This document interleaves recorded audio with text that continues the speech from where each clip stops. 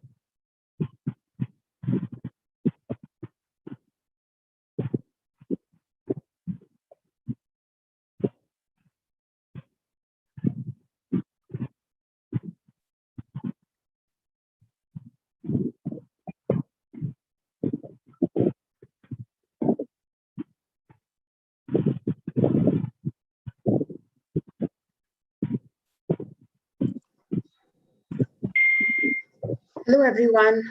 My name is Rusav, and I'm a head of the Academics and Research Team, Indian Medical Association Medical Students Network. Today, I and my fellow team head, Misbah, will be hosting the event. We welcome you all on our first day of our workshop, Fundamentals of Research, held in collaboration with PubGeek. I present to you our speaker, Dr. Aniruddh Agrawal, an enthusiastic doctor who has written 20 plus research articles and has conducted 4 research workshops. He is also the founder of PubGeek. We are honored to have you here, sir, and are grateful for the efforts you are taking to educate us. Misbah. Hi, everyone. I'm Mohammad Misbah-Uddin, fellow team head of the academics and research team. We'll be starting, first of all, by addressing this issue, this question that most students have asked us repeatedly, why join IMA-MSN? What is IMA-MSN? So we'll address that first. IMA-MSN is basically the full form, obviously, Indian Medical Association Medical Students Network. We are basically an offshoot of the Indian Medical Association, the students organization. Why join us? So obviously, firstly, to participate in activities of the Indian Medical Association Medical Students Network, to contest and vote for electing office bearers of IMA-MSN, to attend scientific, cultural, social activities of the affiliated branch states, and also to become a part of these and also have the opportunity to organize such cultural and social activities. Interested members will be involved in various social and cultural activities and national health programs, and such matter will be published to complete the objectives. To participate in annual general party meetings and annual conventions, for concessional registration fee for members for the IMA-MSN to attend the local, state, and IMA headquarter conferences, which is subject to approval by respective bodies, though. To participate in inter-college sports and other activities, concessions for IMA-MSN members for becoming life members for Indian Medical Association within 6 months of full registration with Medical Council, privilege to stay in the IMA houses in India as per the IMA rules. Members will be guided or aided by higher officials in case of any issues regarding their education, careers, etc. As a member student, you will be sensitized to activities conducted by the IMA by participating in events and gain knowledge regarding their future prospects, regarding their career, research, or any other employment aspect. The talent can be showcased through various media platforms by joining social media team, PR team, cultural team, academic and research team, etc. Workshops and events conducted by IMA-MSN Telangana will be exclusive for members, and they will be receiving certificates. This workshop is though an exception that all members who will attend all the 3 days will receive certificates. But other than this workshop, we usually have this trend where we provide certificates only to IMA-MSN members. And of course, you will have the tag of a member of IMA-MSN, which will definitely have a great value on your resume. So what are you waiting for? Join us. The registration is open. You can message either one of us, me or Rusab, or our coordinators, Zaveri and Romana, and we'll be guiding you through the process of joining this mighty organization. Also, whatever doubts or questions you have, please put them in the YouTube link chat box, and we'll be posing those questions to Dr. Aniruddh in the break time. Apart from that, Dr. Aniruddh, back to you. Thank you. Hello. Hi. Thank you so much for having me. It's an honor to work with an organization like IMA-MSN. You guys have been a great help in organizing this workshop in the middle of lockdown. I'm sure you guys are struggling with your exams right now, and it's just great to see that so many people have taken time out of their busy schedules, more than 1,300 of y'all, to actually come here and listen to us and what we have to say. So without wasting any more of your precious time, let's dive right into the workshop that we're all here for. I'm just gonna allow me to share my screen so that I can start with this. So just give me a second.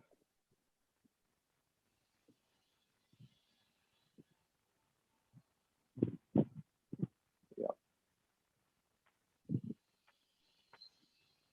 Are you all able to see the screen? I think it's just loading. Yes, we can see the screen. All right, perfect.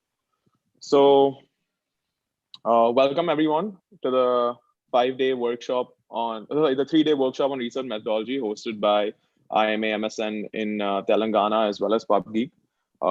We hope you are as excited as we are. After all, with over 1,400 delegates that wanted to be part of this workshop. I would think it's actually it's one of the biggest ones in the country that I've experienced, or at least I've been part of. So you must have heard this word PubGeek a lot or during this whole while registration and maybe online.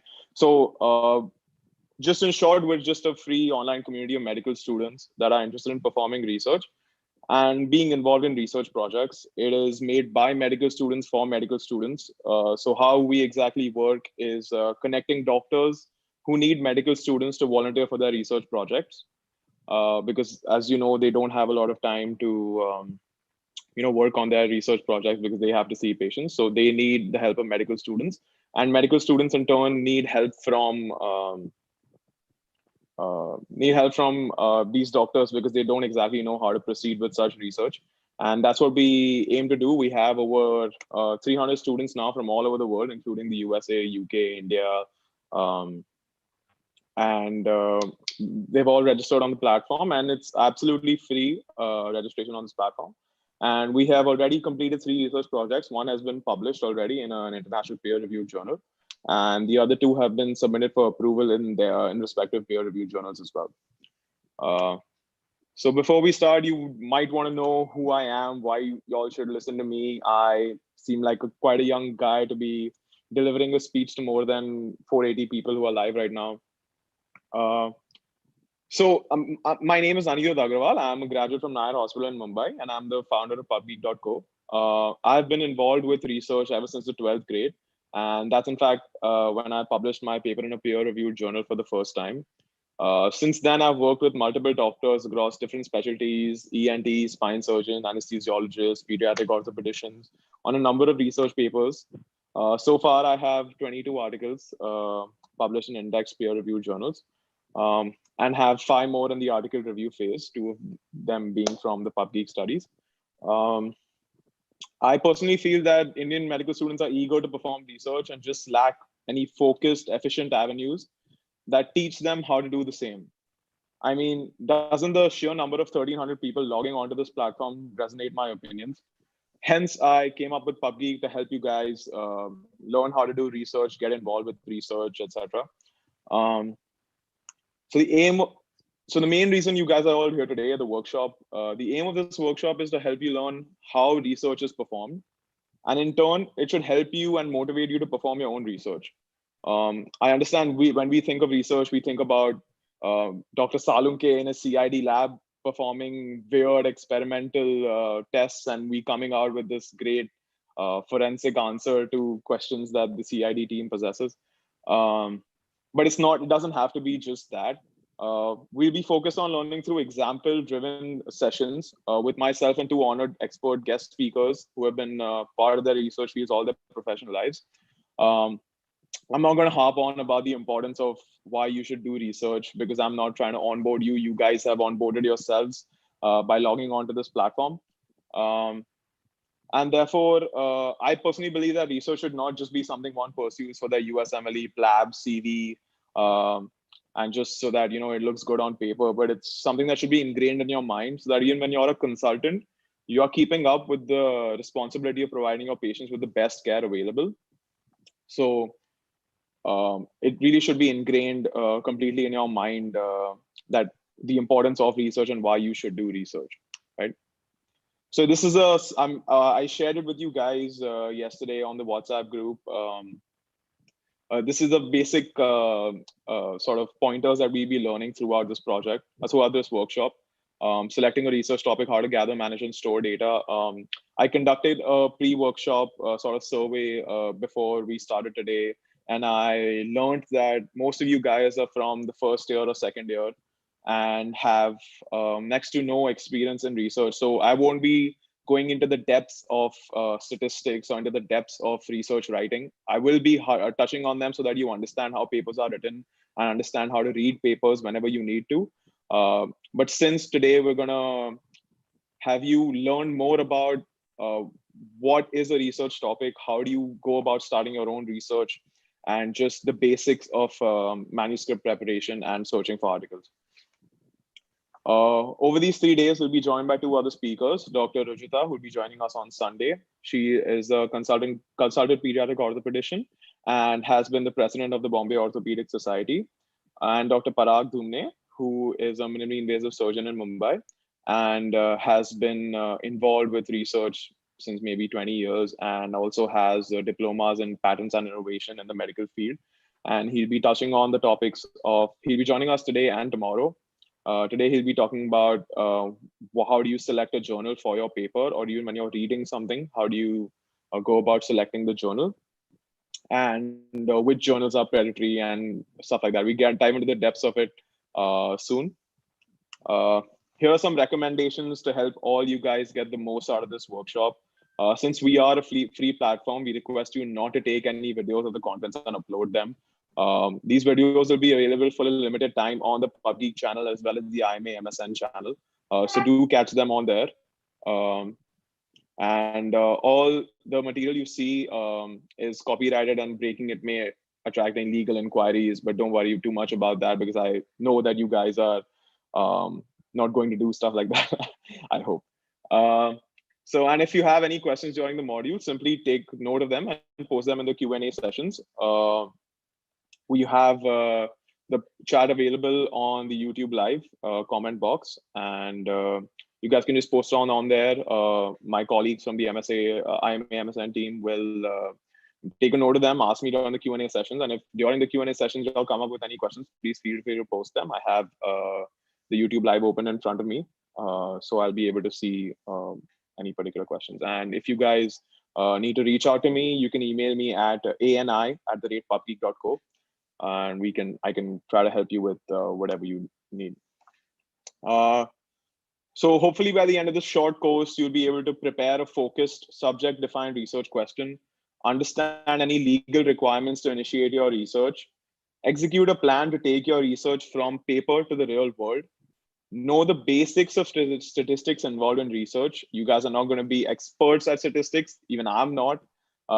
You probably need a MSc or a PhD degree to do that, but we'll understand how you can read a paper. You can understand the basics steps that the researcher has taken that while writing the paper, so you won't be as confused when you're trying to figure out what exactly the paper is showing.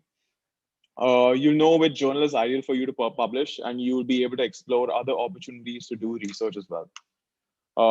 We're not trying to make this course filled with content that has no practical applications and no practical ramifications. We are actively avoiding boring you with details like what are qualitative and quantitative studies, what are case control studies, what are cohort studies. These will be covered adequately in your PSM biostatistics.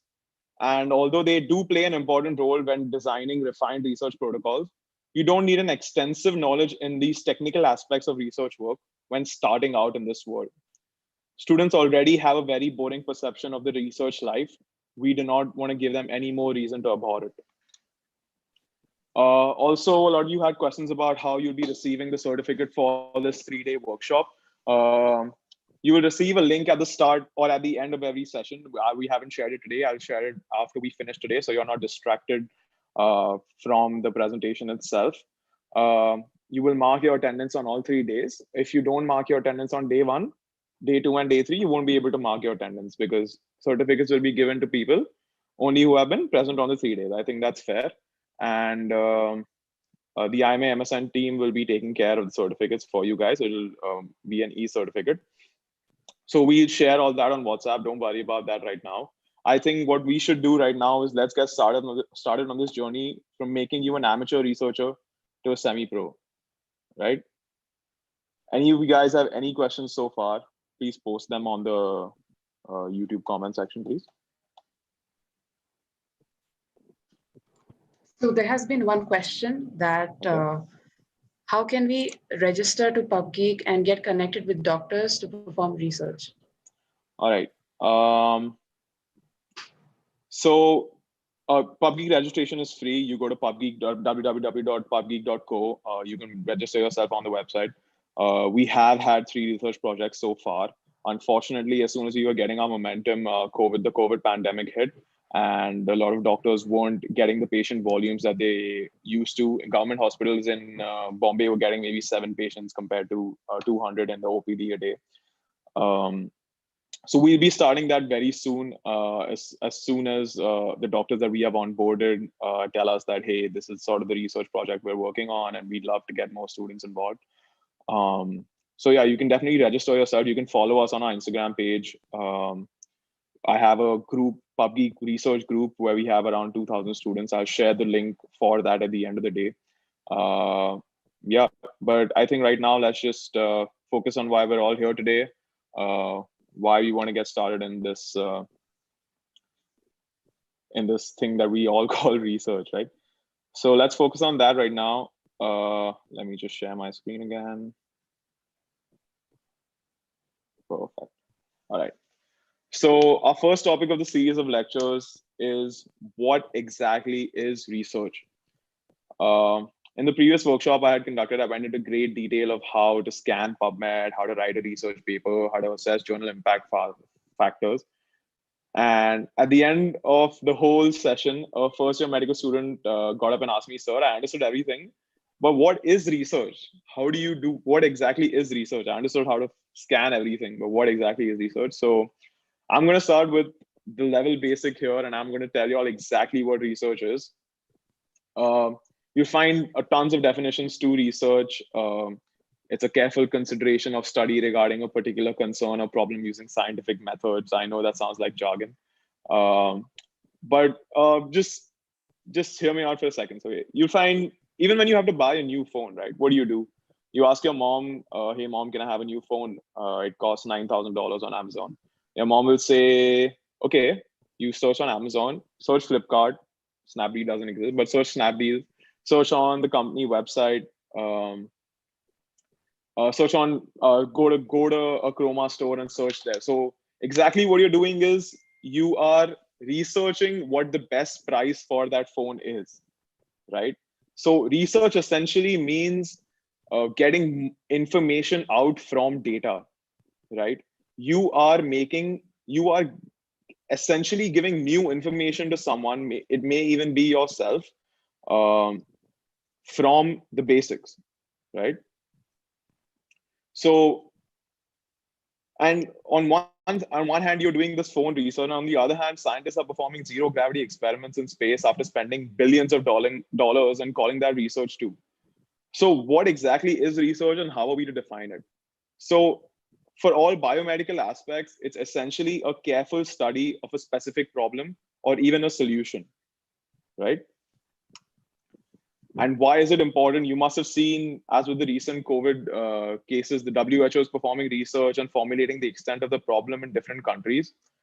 If some countries have higher cases of COVID than others, they're trying to determine what is causing these countries to have these cases. Is it a different strain? Is it inept use of social distancing measures? Or they're essentially figuring out variables and trying to come down to the reason that's actually responsible, right? So again, you must have heard about the various drugs and vaccines that are being prepared for this disease. How does one determine that they will work or not? It's not the government of India that says, okay, remdesivir is effective in preventing COVID, or Coronil is effective in preventing COVID. The statement has to be met with certain facts backed by research done by ICMR or other institutes, right? So with research, what you're essentially trying to do is describe the extent of the problem and look for innovative ways of looking at a problem, right? So just to give you a number as to how many people are actually doing research and why it's important to do research, just only in Elsevier journals alone, not Springer, just Elsevier, we have 365,000 articles published, accepted for publishing every year, right? Just one publishing house.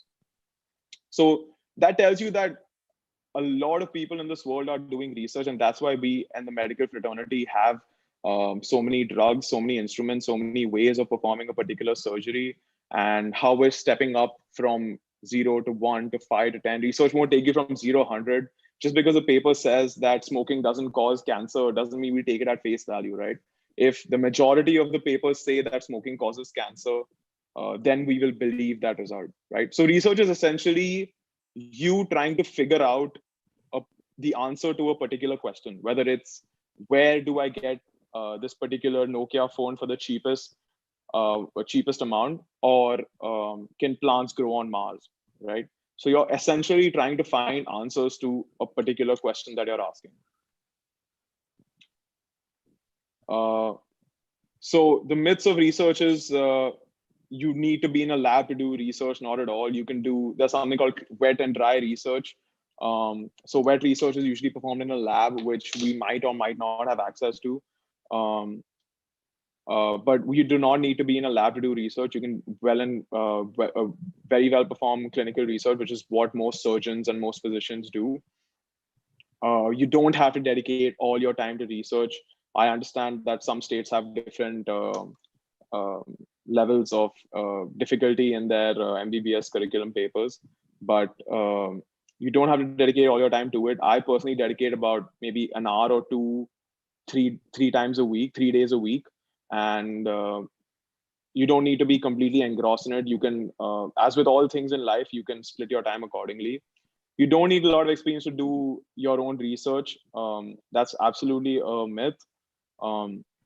I personally started my research in the 12th grade. So you will need help from a guide just to guide you through your basic research, but you don't need to completely rely on someone else for your information or for your project. You don't need lots of money to do research with today's tools that are available, Google Forms, or just simple, you can have your friends help you with your research and have their names on the research paper as well. So you don't need lots of money to do research. All right. And I don't need to do research even if I'm giving NEET. Well, tough luck, because you will definitely need to write a thesis at the end of the 3 years of your MS or MD degree. And a lot of residents have approached me for help in their thesis because they don't understand what the nitty-gritty of research is. And if you start early, say you start in the 2nd grade, by the time you reach the end of your MS or MD career, you're 6 years into research, you know exactly what's going on, how you can help your colleagues with the research, you can help your professors with research. So for those people who are doing NEET, I would say it's great that you're getting into research. It's something that not a lot of people are doing, and it'll be absolutely amazing if you can push out a few papers while you're doing this. So given the current political scenario, I thought it'd be appropriate to use a quote by M.D. Hurston, who was an author and ethnographic researcher who portrayed racial inequalities in Americas in the 1900s. Research is essentially just writing down in orderly fashion the things you are seeing around you or things that you are messing with around you. If you drink 3 cups of coffee a day, don't you go to the washroom more? Well, some scientists found that to be interesting and went on to research why this happened.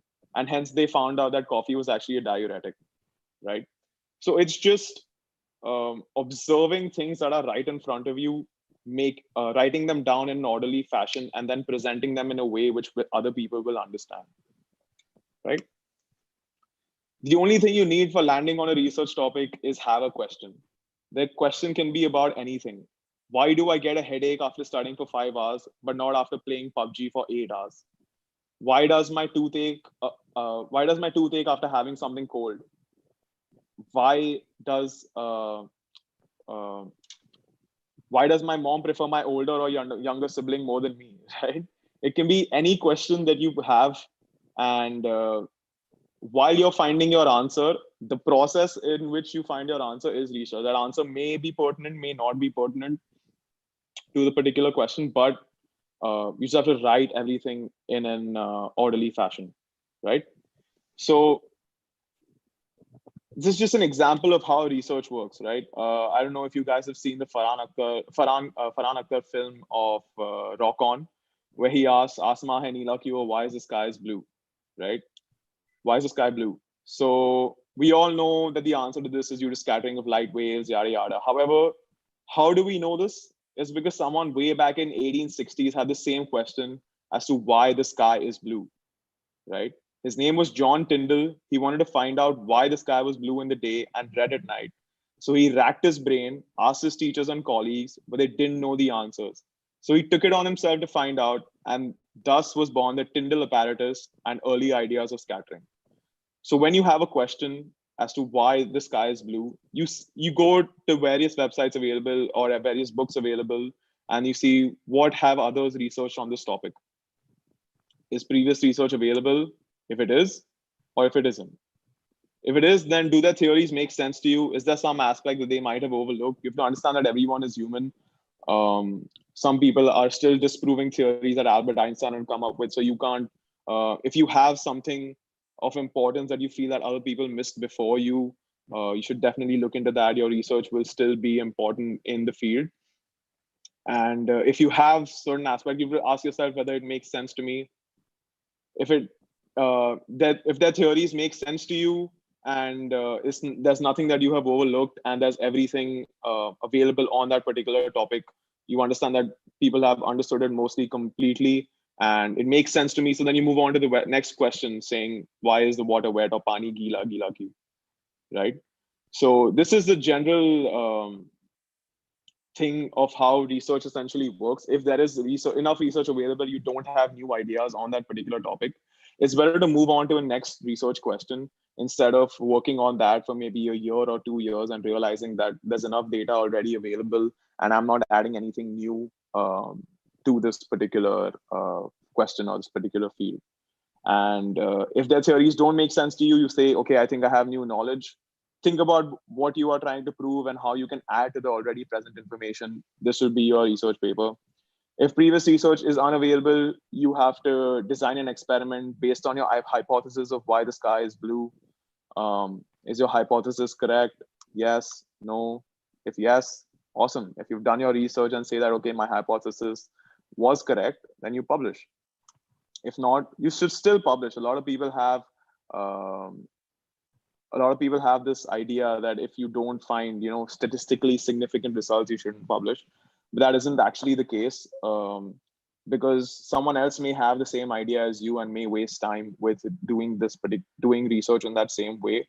And if they find your paper and if they realize that, okay, someone's already done this before me, this idea did not prove to be useful and did not yield anything, it'll save the overall research time that doctors spend on all over the world, right? So in this, we spoke about a hypothesis, right? So what exactly is a hypothesis? It's basically a fact that you are trying to determine is right or wrong, okay? You're stating a fact in your hypothesis. So take an example, your hypothesis is salt has no effect on hypertension. You will then in your study try to prove that salt actually increases blood pressure in some people and may contribute to hypertension, right? So if you consider the previous example of why the sky is blue, your hypothesis cannot be the sky is blue because of scattering, and then you try to prove it, because it's basically impossible to prove an effect because of a call, right? You need to make your hypothesis in such a way that whatever evidence you provide is suggesting that the hypothesis is not true, right? So that is, your evidence suggests that scattering in fact has some role in the sky being blue. So let's take another example, right? High salt consumption causes hypertension. So now the question of how a hypothesis must be framed. Consider you think that, hey, this salt is causing hypertension. I believe that it does so. I'm going to prove it. So then you take 10 people of equal height, weight, jobs, habits, everything. You give all of them 20 grams of salt every day and measure their daily BP, right? Now you get your result and you're happy. The average BP of this group has increased from, say, 130 systolic to 140 systolic. But in 3 people, there was no change in BP. In fact, it might have fallen. So now you were confused, right? So you perform your study with 10 people. BP increases in 7 people. You give 10 people enough salt, 20 grams of salt, the actual amount that is supposed to have usually is less than 5 grams. So you give them 20 grams of salt a day. You see that after maybe a month or 2 months, your BP increases in 7 people by maybe 10 systolic. But in 3 people, it's not increased at all, right? But the average still increases. So now, can you say that salt causes hypertension? Anyone with the answer? Is this enough to say that salt causes hypertension?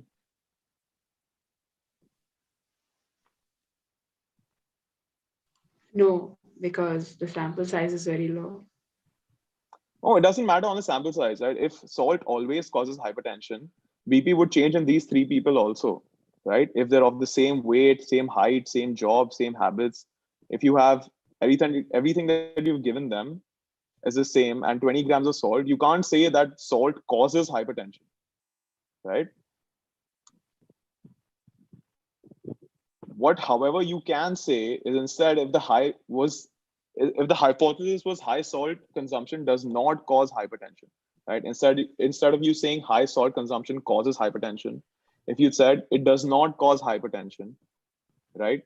You again perform a study with 10 people, BP increases in 7, no change in 3. Now you can say that, can you say that salt does not cause hypertension? Absolutely not. Right? Because here you have seen that the average BP of group increases and the BP increases in 7 people also. So although causation and effect is a very complicated thing in research, you can still say that salt has some effect on hypertension, but I cannot say that salt consumption definitely causes hypertension. This is the importance of framing your hypothesis, right? Proving something is inexplicably more difficult than disproving something. So here, if you say that high salt consumption does not cause hypertension, you're trying to disprove that. So you're showing in your results that yes, it has effect on BP and yes, it will cause hypertension, right?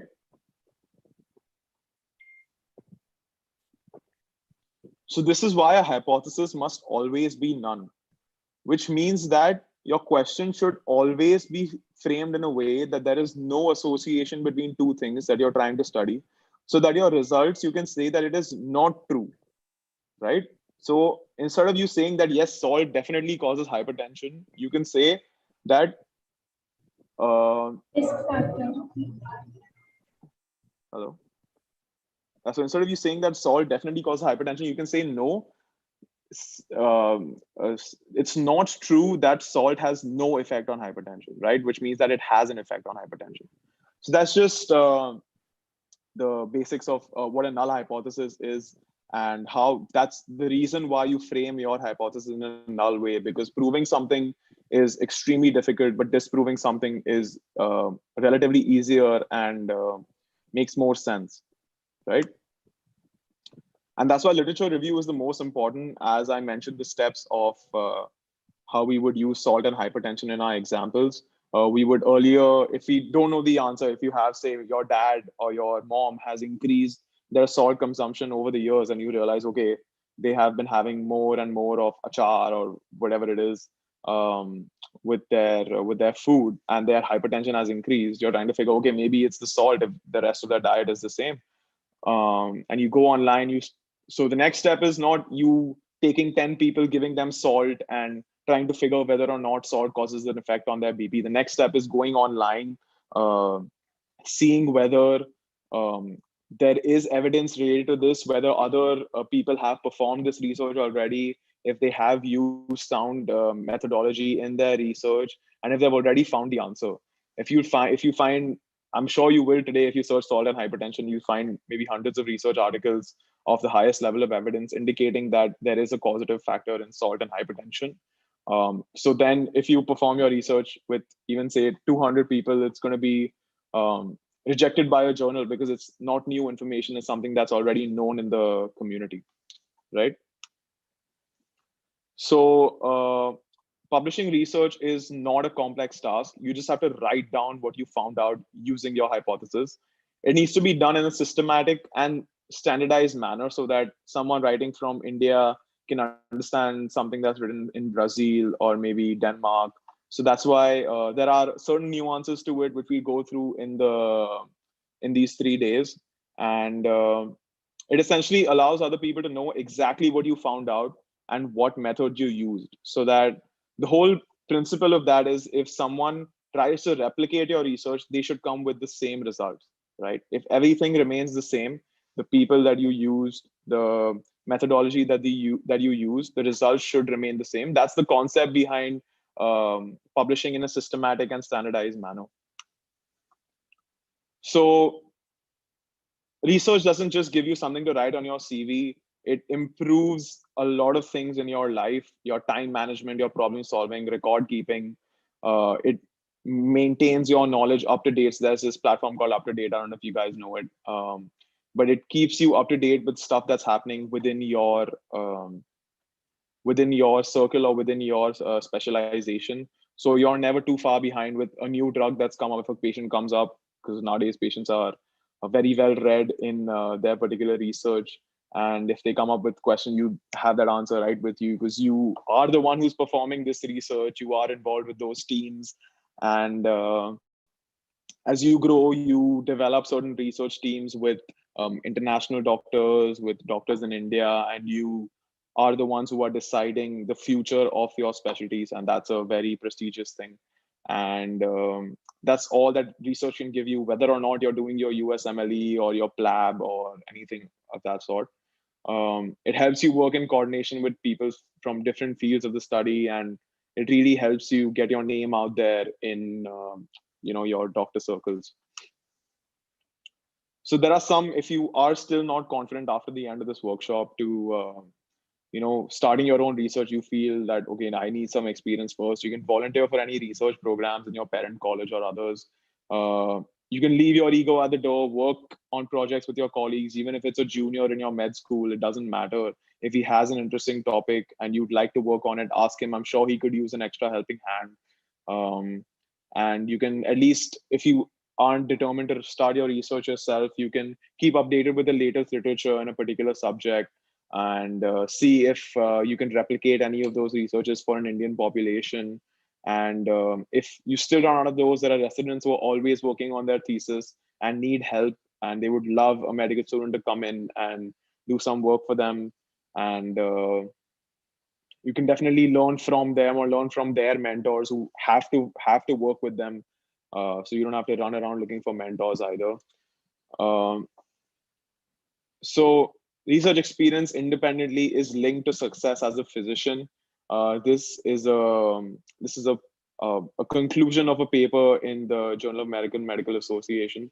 So don't just think of it as something on your CV. It helps you become a better practitioner. It helps you become more known practitioner in your circles, and it'll definitely help you reach whatever peak of research organization that you really want to. So this is the basic research pathway. We'll move on to the different types of publications that are there that you can get information from, whether you're reading it for your benefit or you are trying to work on your own research. You have to propose a research question. You have to find out information already present. And if you think that information is sufficient, you can add nothing more to that information. You abandon that question and work on a new one, or you can modify that question in a certain way. And then you can perform your experiment and you can publish your findings. This is the essential research pathway that we all follow, and seems fairly simple, and it is quite simple. And we'll start talking about the types of publication that are present, and then we move on to how to select a research topic. Meanwhile, if there are any questions that you guys have, you can post on this particular topic. You can post on the YouTube live while I change my slides.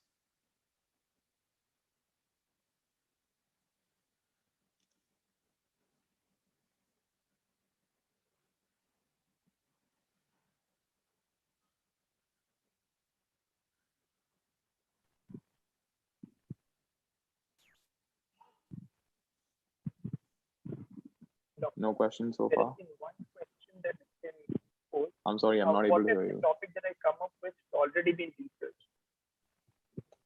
I'm sorry, I'm not able to hear you.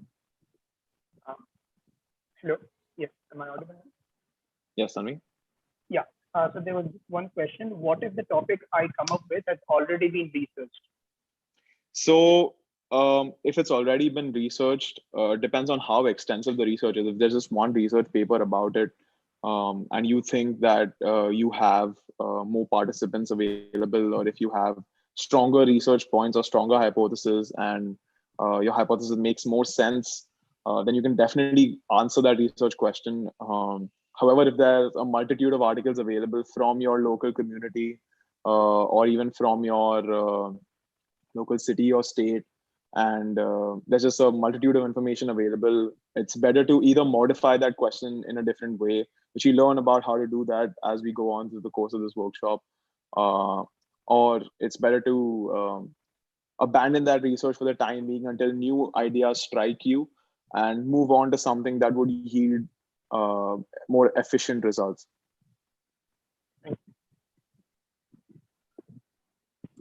There has been another question, which has been repeated a lot of times.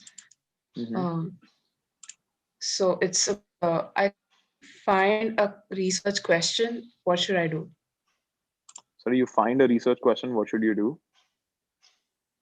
Yeah, like how to find a research question. Yeah, so how to find a research question, or you have a research question and what do you do next? I think they're talking about they don't have a topic and how to choose a particular topic. Okay, so we're gonna after we discuss the types of articles, we're gonna talk about how to choose a particular topic, how you can narrow your topic, how you can modify your topic. The types of articles is a short presentation where we just talk about the different types of articles that are available. So to give you an orientation while you're reading through journals, so that you're not confused as to, oh, is this something that I should read or something I should not? Is this important enough? Does this give me good level of evidence to answer my questions or not? So I think let's move on to the types of articles, and then we talk about how to narrow down on a research topic or a research question. So I will not go into the depths of case control, cohort, advantages, disadvantages, benefits, etc. They will be touched upon in the statistical sections in your PSM classrooms. This is just an example of what sort of articles that you can come across while performing your background literature, and provide you with a basic overview so that you're not confused when you do so. So the 6 basic types of articles that journals publish include the 6 you see before you. The most common ones are usually original research or original articles. You'll occasionally find a review article or a clinical trial or even a book review. As a medical student or even a resident, a clinical case study and original articles are the most important ones for you, because they provide a majority of the data that residents and medical students usually publish. So what exactly is an original article? It's a report by authors of a study that they have actually performed. Again, the researcher describes the hypothesis or the aims and objectives of the study that he, and then goes on to describe the methods that she used to assess that hypothesis. They interpret their results and discuss possible implications of their findings based on previous research that is done. They recommend new methods of research, etc. It's usually 3,000 to 4,000 words, giving in-depth details to the reviewer of a new concept or any update to previous concepts. So here are some examples of original research articles. Again, the sodium hypertension example. Cellular sodium concentration and vasoconstrictor state in hypertension, and sodium and potassium in central hypertension. These are 2 experimental studies that were done back in 1984 and 1981. Again, someone might have had the question that, okay, hey, I've increased my, I've not particularly gone through these research articles, but they essentially had a hypothesis as to whether sodium and potassium are involved in essential hypertension or not. And they went on to see 121 controls and 91 patients, and just to see whether it affected them or not. And this is an example of an original article where you set out with a hypothesis, you're trying to answer that hypothesis.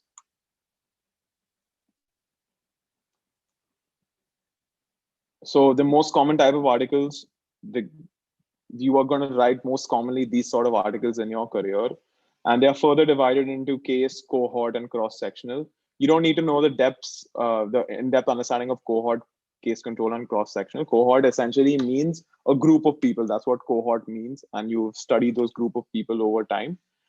Case control means you have taken a particular case and you've gone back trying to see, trying to compare what exposure they have had, which led them to being a case versus the controls. Cross-sectional essentially means you have taken a cross-section of the timeline and finding out certain details from patients at that particular time. So this is the basics of what these sort of 3 studies are.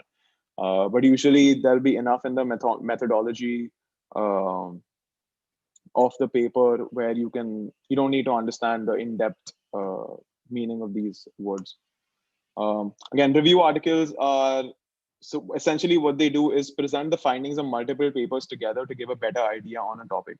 So review articles take, say, 20 original articles on a particular research, say salt and hypertension, and they will find out what the average of that 20 essentially is, or what today's understanding of salt and its effect on hypertension is, right? So, for example, some studies may have found that salt has no effect on blood pressure, and some may say that salt has extreme effect on blood pressure. So who to rely on? So the review articles are the ones that help you with this. Authors search all pertinent databases for all articles on a particular topic, and then they present this information in a review article with the overall finding and the average of all articles that exist in the database. So they will essentially give you the most information available out there at the time of their writing, because they have an analysis of most of the papers on that particular topic. Here are some examples of a review article which have been done in 2013 and 2014. The impact of sodium and potassium on hypertension risk, where they have taken a number of articles and they have essentially given you today's or 2014's knowledge of what exactly papers have shown and what is the trend that they have shown, right? Then you have something called case reports. They're basically unique cases that a researcher is highlighting. If a physician, doctor, researcher sees a case that he believes to be very interesting for other people in his field to know about, he makes a report of a case. It includes all essential information about the patient. Since the study is based on only one patient, the results are not meant to provide knowledge, but instead spark some curiosity, right? The examples are the full normalization of severe hypertension after parathyroidectomy. So as we all know, parathyroid and BP usually don't have too much to do with each other. Calcium maintenance does not usually cause high or low BP. But this is a case report where they have said that the severe hypertension of a patient has been resolved after parathyroidectomy. So it would be quite interesting, and therefore it could spark more lab research or more clinical research into that particular topic, because it's something unique or something different that this group of surgeons, this group of doctors has found. And that's the main point of a case report, is to spark an association between things. It's not declaring that there's an association, but it's just to see they couldn't understand why this happened, or even if they could, it's not something that's been described before, and that's why they have published this as a case report, right? And again, the last sort of major types of articles are clinical trials, where it's as a singular study in itself is the most reliable source of information. While review articles depends on other articles for their research, clinical trials are actually trials done by the authors of that particular paper, and therefore they provide the most stringent sort of results, and it has to be performed with strict adherence to a pre-made protocol. So you can't go about changing who you're including in the study, who you're excluding from the study after you've started that study without permission of the institution ethics committee. It has to be registered with an online public registry at this particular website, and it requires a lot of investment in terms of money as well as time. It's usually rarely performed by medical students unless they're volunteering or assisting on it based in their institutions. It requires in-depth knowledge about a subject, the confounding variables, what essentially is the current information on a particular topic. And they follow strict consort checklists and guidelines, which journals will ask you to submit when you are submitting your paper for consideration for publication. It's basically any research project that perspective is something that means if you are starting your research today and you are taking in patients as time goes on. Retrospective means that you have already, say, performed surgery on the patients. You are going back and seeking information about them. So that's the difference between prospective and retrospective, where prospective means you are taking on patients as time go on. Retrospective means patients have already undergone surgery or undergone a particular intervention, and you are trying to get information about them backdated, right? So clinical trials are always prospectively assigned human participants, and they can be involved in particular intervention or comparison groups. And usually we can't have cause and effect relationships declared from our original articles because we don't meet these stringent guidelines. And however, clinical trials have appropriate controls, appropriate checklists and guidelines to make sure that there are no confounding variables, and therefore they can declare these cause and effect variables.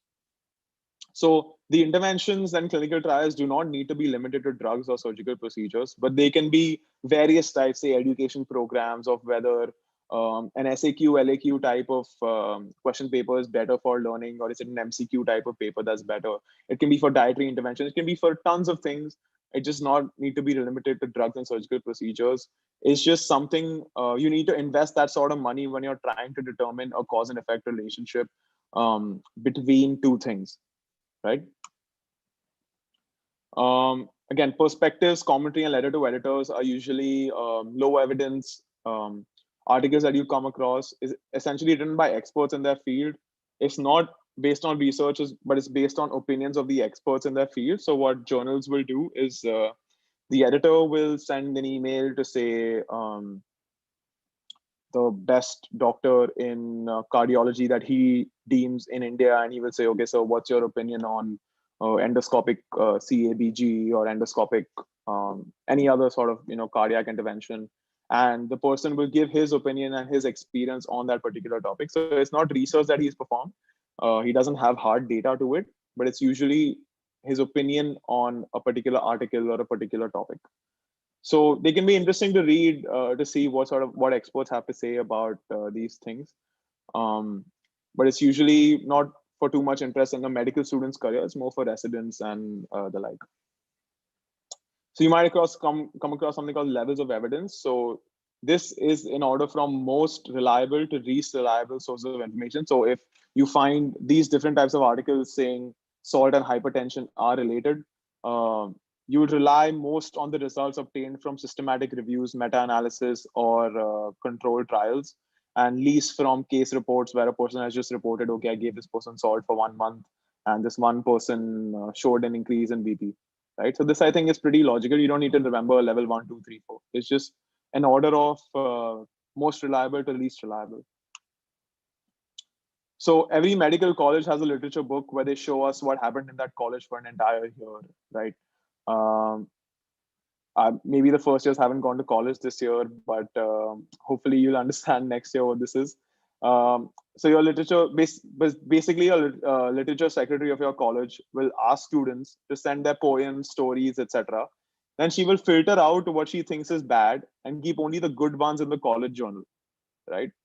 Similarly, the scientific journals do that with their articles. Many people submit to these journals their particular research that they have conducted, and the journal editors and reviewers will then decide whether the methodology that you have used, the question that you have proposed, is it a good question? Is it something that people will be interested in knowing? If so, is your methodology sound? Have you done it in the best way you possibly could? Or have you done it in anything that doesn't light up any red flags? If so, then they will decide to publish it, right? It obviously has to meet certain formatting criteria that we'll talk about soon. But that's essentially what journals are. They are essentially your college diaries or books where a few people decide whether or not something is good enough for it to be published in that particular journal, right? So are all journals good then? Dr. Dhumane will touch on this topic in great depth, but I just want to touch on it so that amateur researchers understand what journals are and how they're relevant to scientific literature. Journals have become a very lucrative business with homegrown publishing companies starting their own journals, naming it International Journal of Medical Scientific Research, and inviting young medical students with very little experience in research to publish their articles for a small fee. Maybe it's 3,000, 4,000 rupees. And they have become a lucrative business, and many fake journals out there are promising quick publication, but don't be tempted. Dr. Dhumane will tell you exactly how to identify predatory journals and which journals is it worth putting your hard hard work research in, right? So any questions on this particular topic, or we will move on to how to determine a research question? There are a few questions actually. Okay, do let me know. The first one is how to get involved in research during this COVID time. That's an interesting question. So what you can do in COVID is you can think about, so a lot of people what a lot of people have done is worked on surveys in COVID, right? We talk about how you need to conduct a survey. You can't just start a Google form and call it a questionnaire. A lot of people have been working on surveys because many people are just sitting at home. They have enough time to answer the surveys that you email them. A lot of people have framed questions, sometimes not so effective questions, and gone on to publish their data. But surveys are something you could definitely look at. If you're working in a COVID ward, you could approach your radiologist, or even if you're not working in a COVID ward, you could approach your medicine head of department and ask him, sir, this is the sort of research I'm planning based on your background research done on COVID, saying, so this is the sort of research done in the US. So we are seeing maybe 50 times more patients than that particular center. Why don't we work on this particular research? And that's something that you could definitely do. It doesn't mean that you would have to go into COVID wards and actually get data for yourself if you have integrated HMIS in your hospital, or even if your HOD signs off on it. The residents who are very who are working in COVID wards would definitely love to have a paper published during this time. That's something you could definitely work on during this COVID time. Doctor, there is another then question. comes the second question. Mm-hmm. There's this question that has come up repeatedly. What if we don't have a mentor? And follow-up question is, how do we get to know doctors who are involved in research, socialize, and make them allow us to volunteer? So what if we don't have a mentor, and how to find them? Okay, so for those of you guys who don't know, there's something called ResearchGate. It's a website which is essentially the equivalent of Facebook for the research community, where you can reach researchers who are involved in a particular topic, and you can get information from them about maybe new projects that they're working on if you could help in any way. It works as the same way as you would with a job application, where if you apply to 1,000 people, maybe 10 will respond back. Or the simplest could be if you find a resident in the particular specialty that you are interested in and ask them, sir, who is the faculty who works on research from our department? I'm sure they'll be able to help you out with a particular professor or an HOD who is very akin to research, and they could definitely help you out. Or even if a resident, you can approach a resident and say, hey, sir, I need to work on this particular topic. I'm thinking of this particular topic. What's your opinion on it? Do you think we could do it in college? That's something that would help you kickstart your researching career. Then there's another question. How can I do a research without How can I do a research without enrolling under projects like ICMR? Sorry?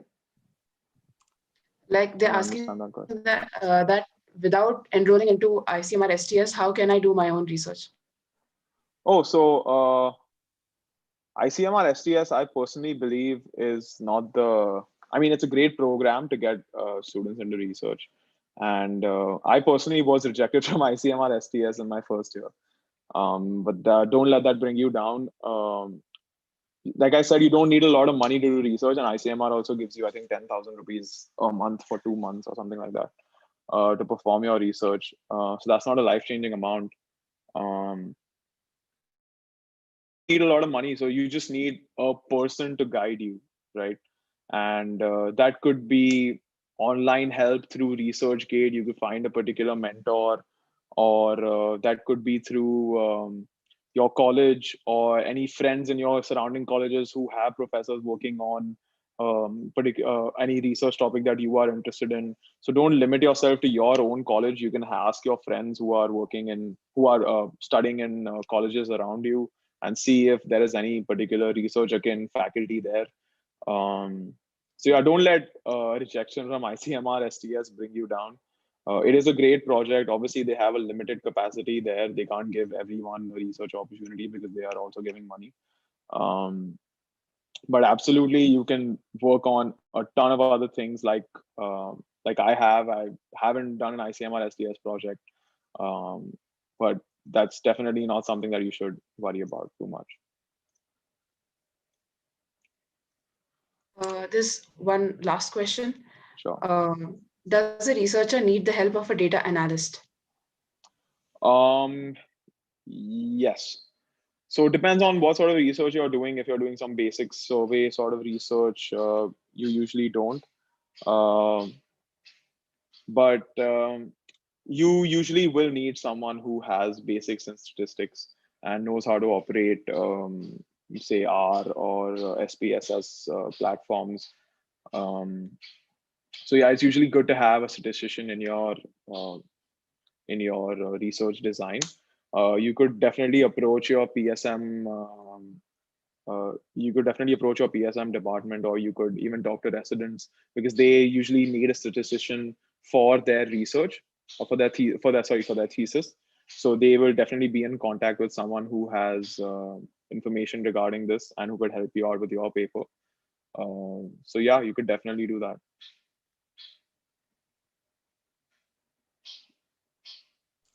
Thank you, Doctor. I think that's it. Perfect. So, all right, so let's start with selecting a research topic and how picking your topic actually is research. Just give me a second here.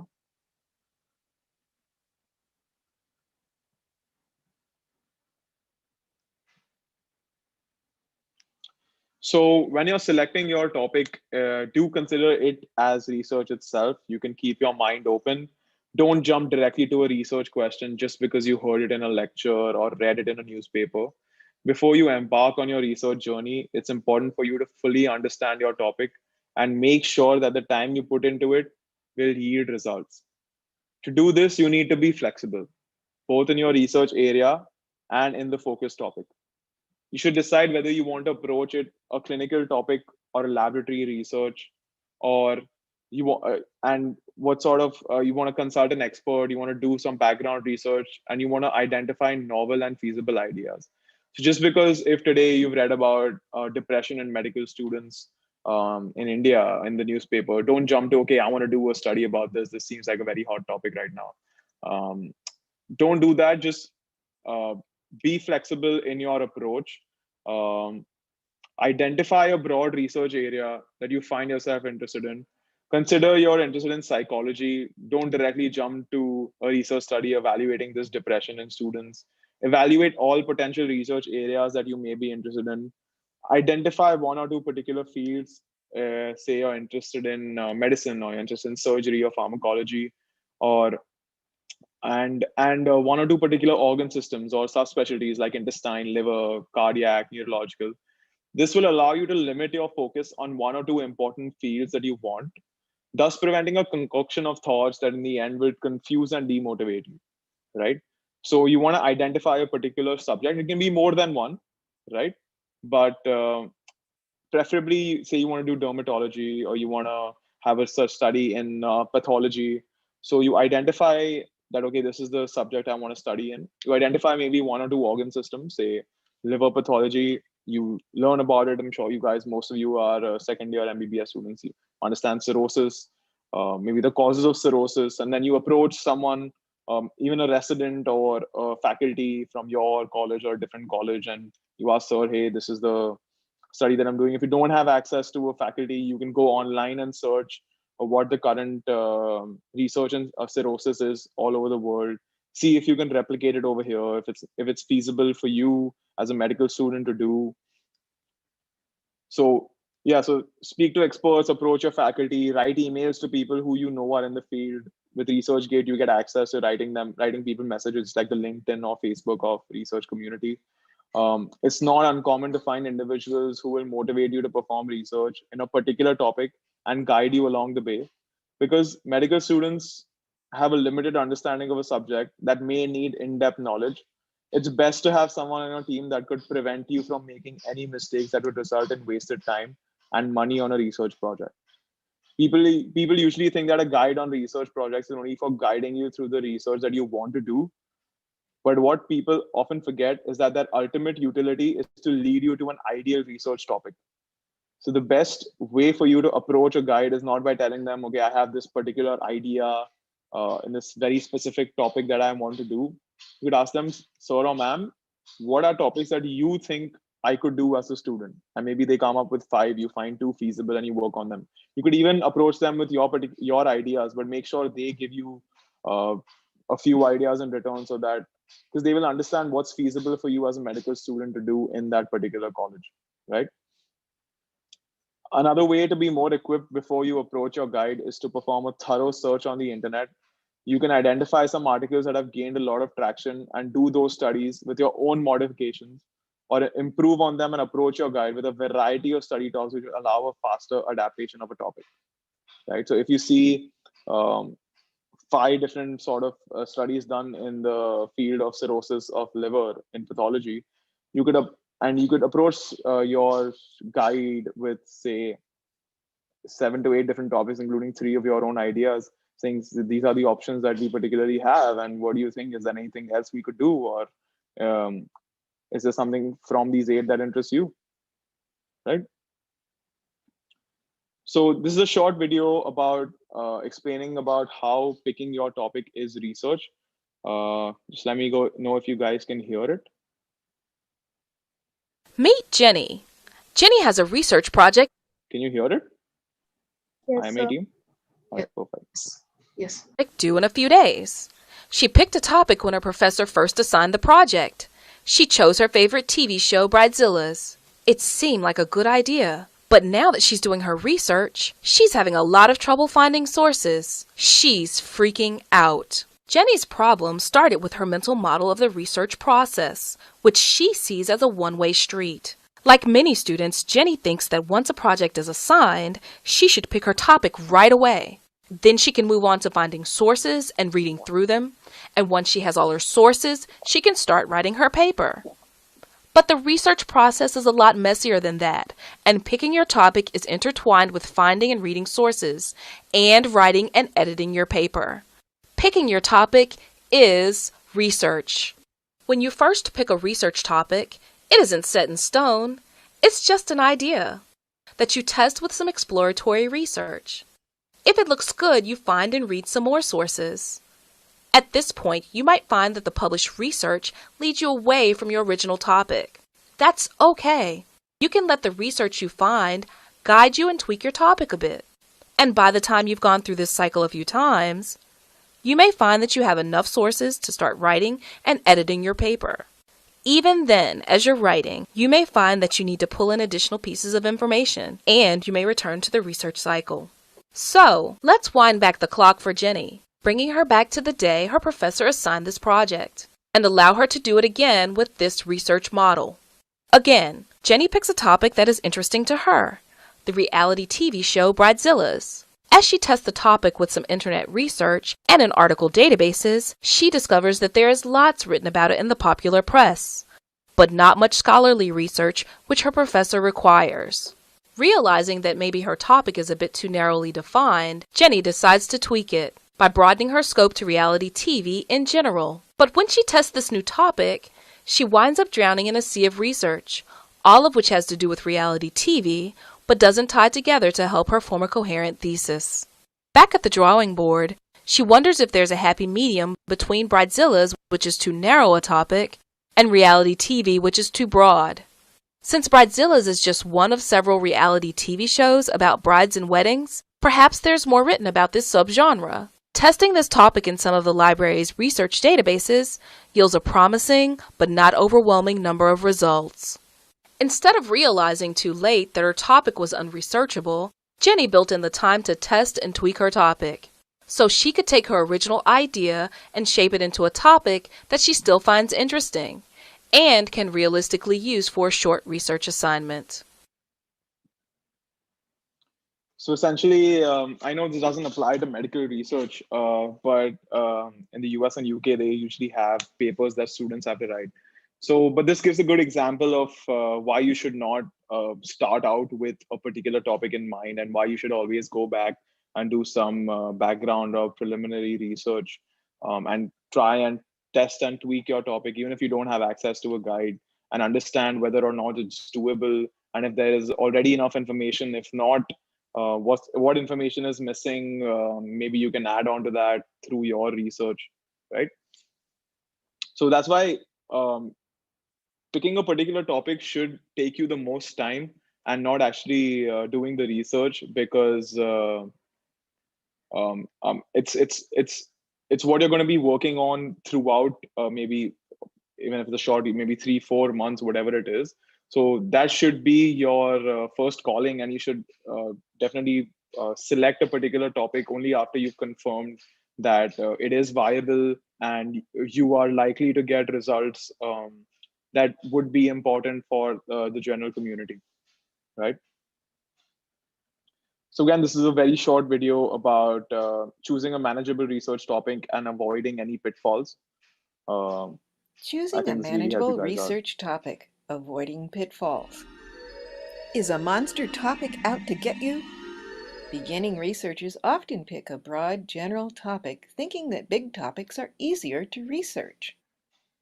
But some topics are just too big. Consider these examples: global warming, eating disorders, physical fitness, media violence. It's too much! Problems with big topics. You cannot adequately cover a large topic in a brief paper. You will be overwhelmed with research material. You cannot research or write about a topic if you cannot define it clearly. Solution: ask questions: who, what, where, when, how.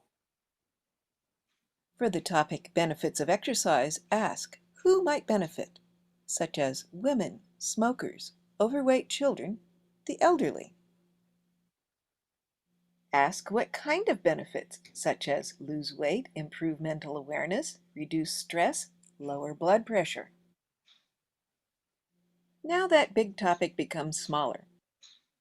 Can exercise improve memory and cognition in the elderly?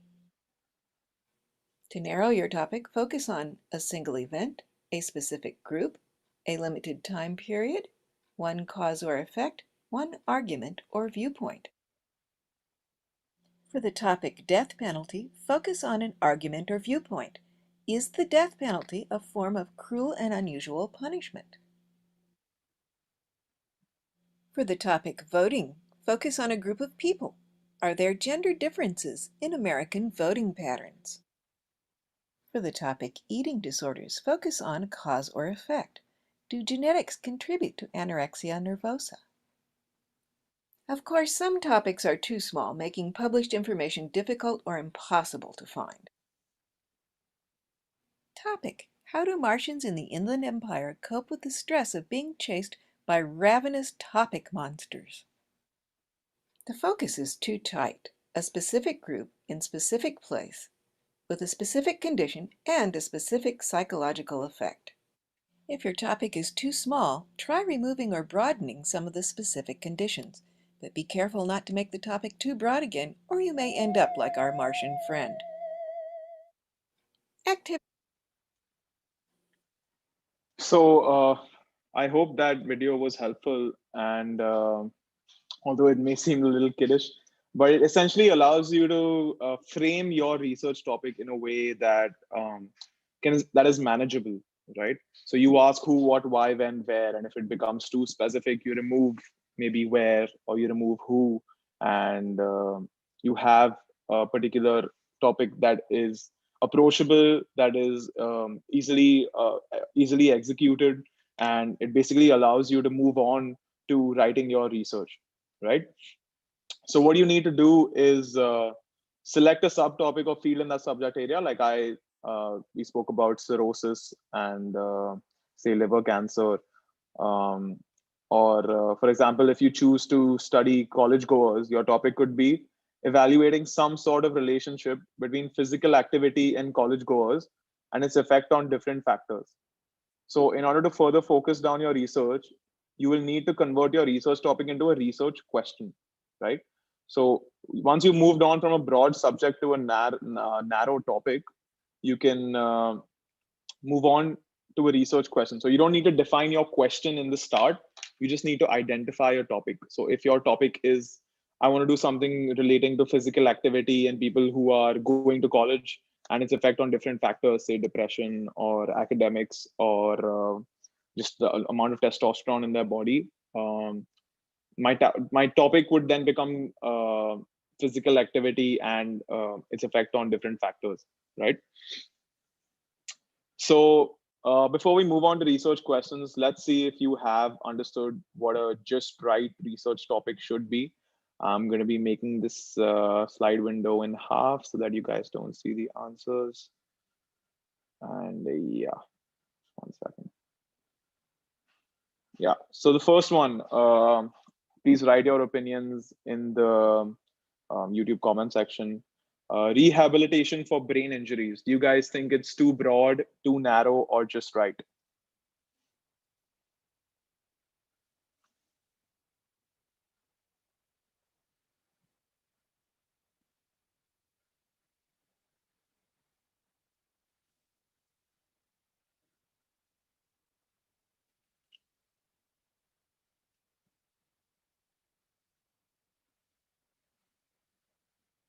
Yeah, whoever's saying broad is absolutely right.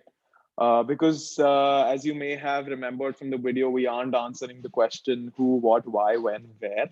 No questions are being answered here, right? What about the second one? Mirror therapy for brain injured or stroke patients with partial paralysis. What do you guys say?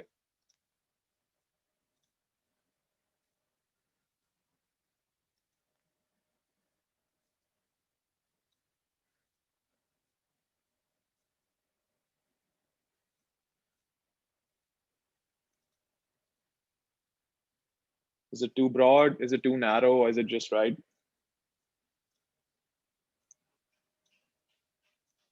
Okay, so a lot of people have different answers here, but it's absolutely it's actually a very right question because you're answering. So instead of saying rehabilitation for brain injuries, the rehabilitation that you're giving people is mirrored therapy, right? And the brain injuries you are defining here are stroke patients with partial paralysis, right? So this topic essentially is a narrower version of the first one, and it's absolutely appropriate, efficient research for you to pursue. How about health benefits of whole grains in a person's diet?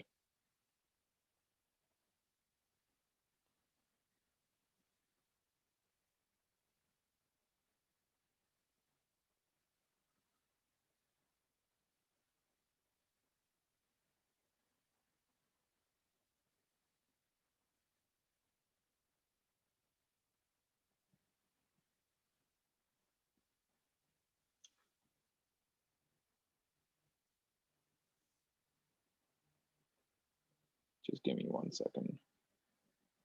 So health benefits for whole grains in a person's diet is actually it's a very vague topic, right? Oops. Yeah, so health benefits for a person in a whole grain in a person's diet is actually a very vague topic, right? Because you are not defining what sort of health benefits you're giving that person. What sort of whole grains are you using? Even if you're using whole grains, and in a person, it can be anyone from say a child or someone who's above 60 or an elderly person, right? So it's not exactly a right topic. It is too broad because you're not answering the main questions of who, what, why, when, where, right? And what about do second year medical students of Nayar Hospital have major depressive disorder? What do you guys think about that?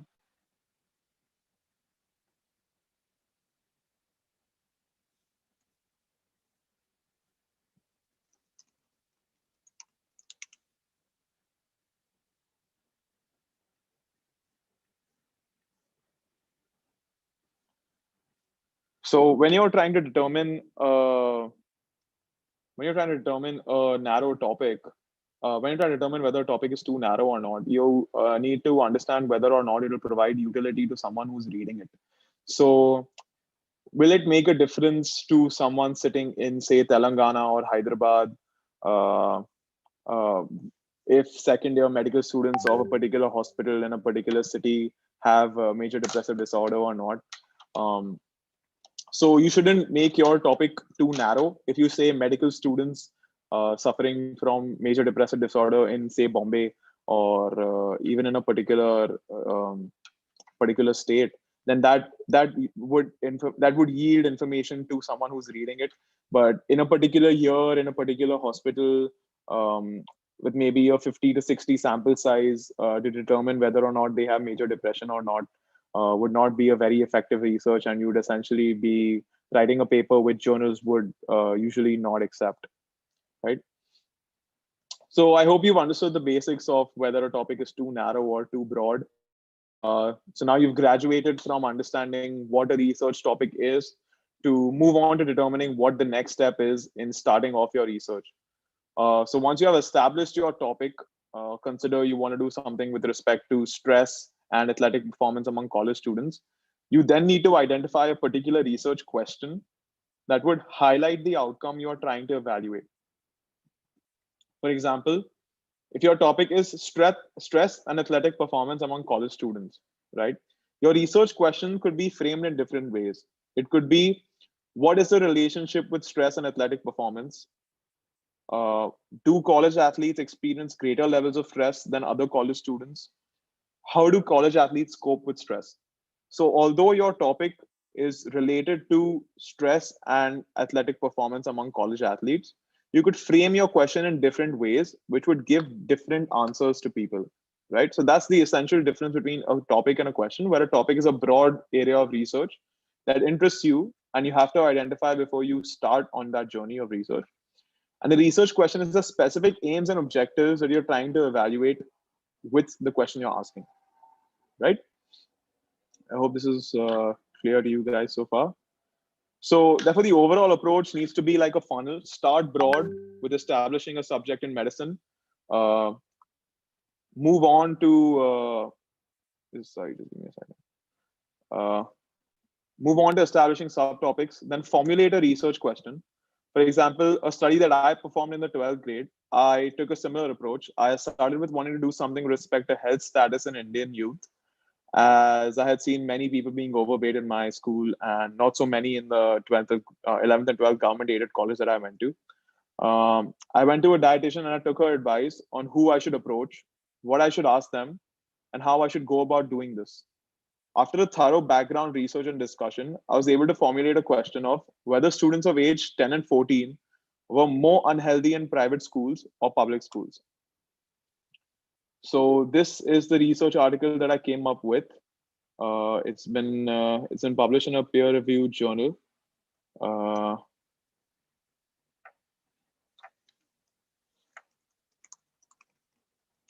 Yeah, it's been published in a peer-reviewed journal, and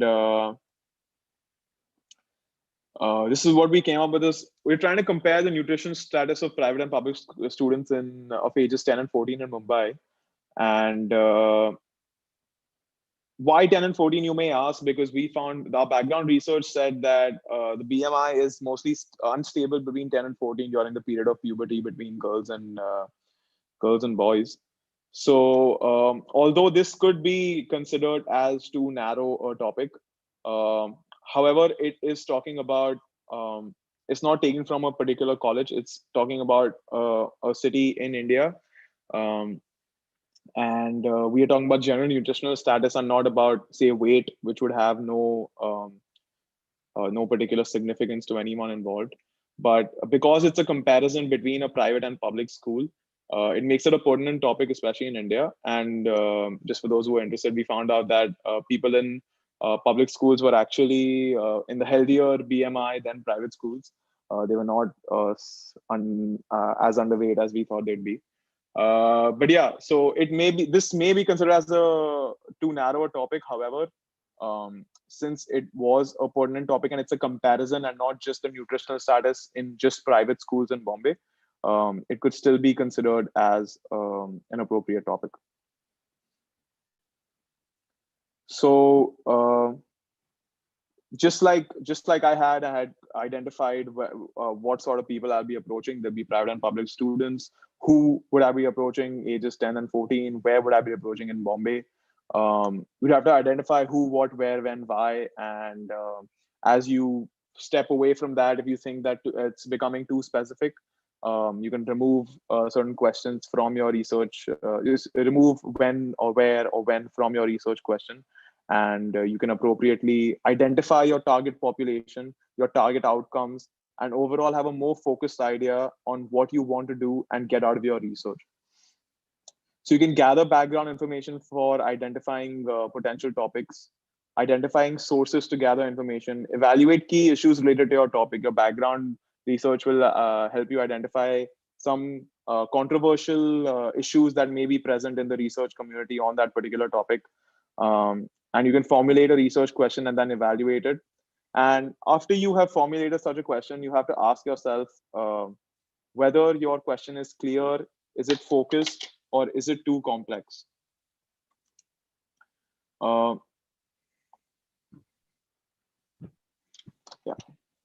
So here are some examples of topics and questions. What are the causes of sprains in the athletes? Right, that's a research topic. I want to identify sprains in athletes, but I have to add certain specific questions to it. So I will ask, what are the common risk factors for ankle sprains in adult athletes? So I've identified what, and I've identified who, right? So this would be of potential interest to someone. What are the best treatments for itching in hospitalized patients? Instead, I would say comparison of 2 or more topical agents for effectiveness in reducing plurireceptor pruritus. Instead of saying, so when your research topic is pet therapy for a 5-year-old autistic child, your question framed from that topic could be, does pet therapy provide benefits in social interaction and learning in children on the autism disorder spectrum, etc. Right? So you want to make sure your question is focused enough. Make sure you are taking on a project that is feasible. For example, if we continue the example of stress and athletic performance, measuring stress levels of each and every athlete every day is not feasible, right? Or even taking an extensive 20-minute interview to evaluate stress levels of a student in one college is not feasible. Tips on feasibility can be taken from your guide. They usually have done their research. They've been involved in research for thesis for many residents. So you can ask them whether or not this is feasible. And usually feasibility can be a common sense idea depending on your budget and on your resources available in your department. So you need to determine your funding sources and requirements, if any. This prevents an unnecessary stop to the research project at a later date. So once you have identified your research question, if you have to maybe download a particular software which costs 7,000-8,000 rupees, or identify certain access to certain articles that you will need that may cost another 5,000-6,000 rupees. We talk about how you can get articles for free over the next 2 days. But if you need to identify how much funding requirement there will be, and what your sources are, and if not, you need to tweak your project and your question accordingly, so that there is no unnecessary stop to your research at a later date where you just run out of money and you're left with wasted 3 months of your life, right? So, and although novelty and interest to audience do play a small part in finalizing your question, their importance is way down the list. The first 3 F's are the most important while finalizing your decision. So finalizing your question is focus. Is your question focused enough where it will provide good interesting results to someone who's reading it, whether it's feasible. Like I said, it won't be possible for you to take blood collection from a patient every 15 minutes to see his adrenaline level. You can't do that for over 100 patients if you're the only one who's doing it, right? So you need to identify feasibility, and if you have enough funding for any and all expenses that you may be facing, so that you're not left with 3 or 4 months stuck after you've planned your whole research, right? So once you've established a research question, make sure it's clear. So instead of saying why are social networking sites harmful, uh, you can make it clear by saying how are online users experiencing or addressing privacy issues on social networking sites like MySpace and Facebook. Again, it's who, what, why, when, where.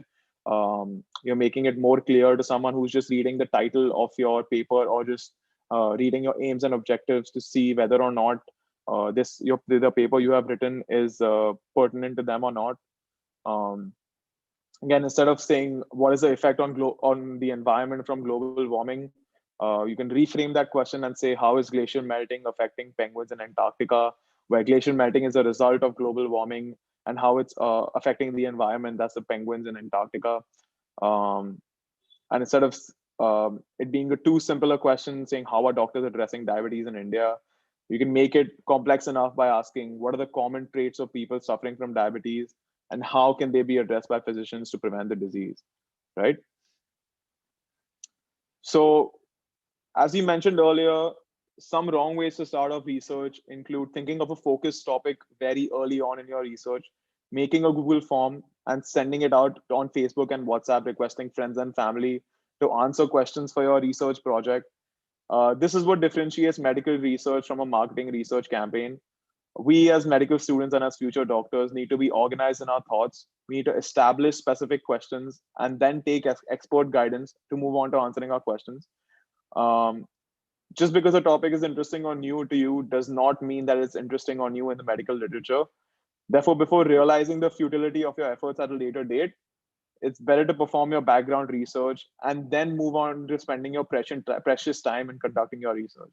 Because as most of you all have mentioned in the pre-conference, pre-workshop survey that we had, most of you are struggling with time and think that it takes too much time to do research. So you don't want to waste your precious time on failed research, right? So in order to settle on a research topic or question, it's very important to understand the chronology which you have to follow.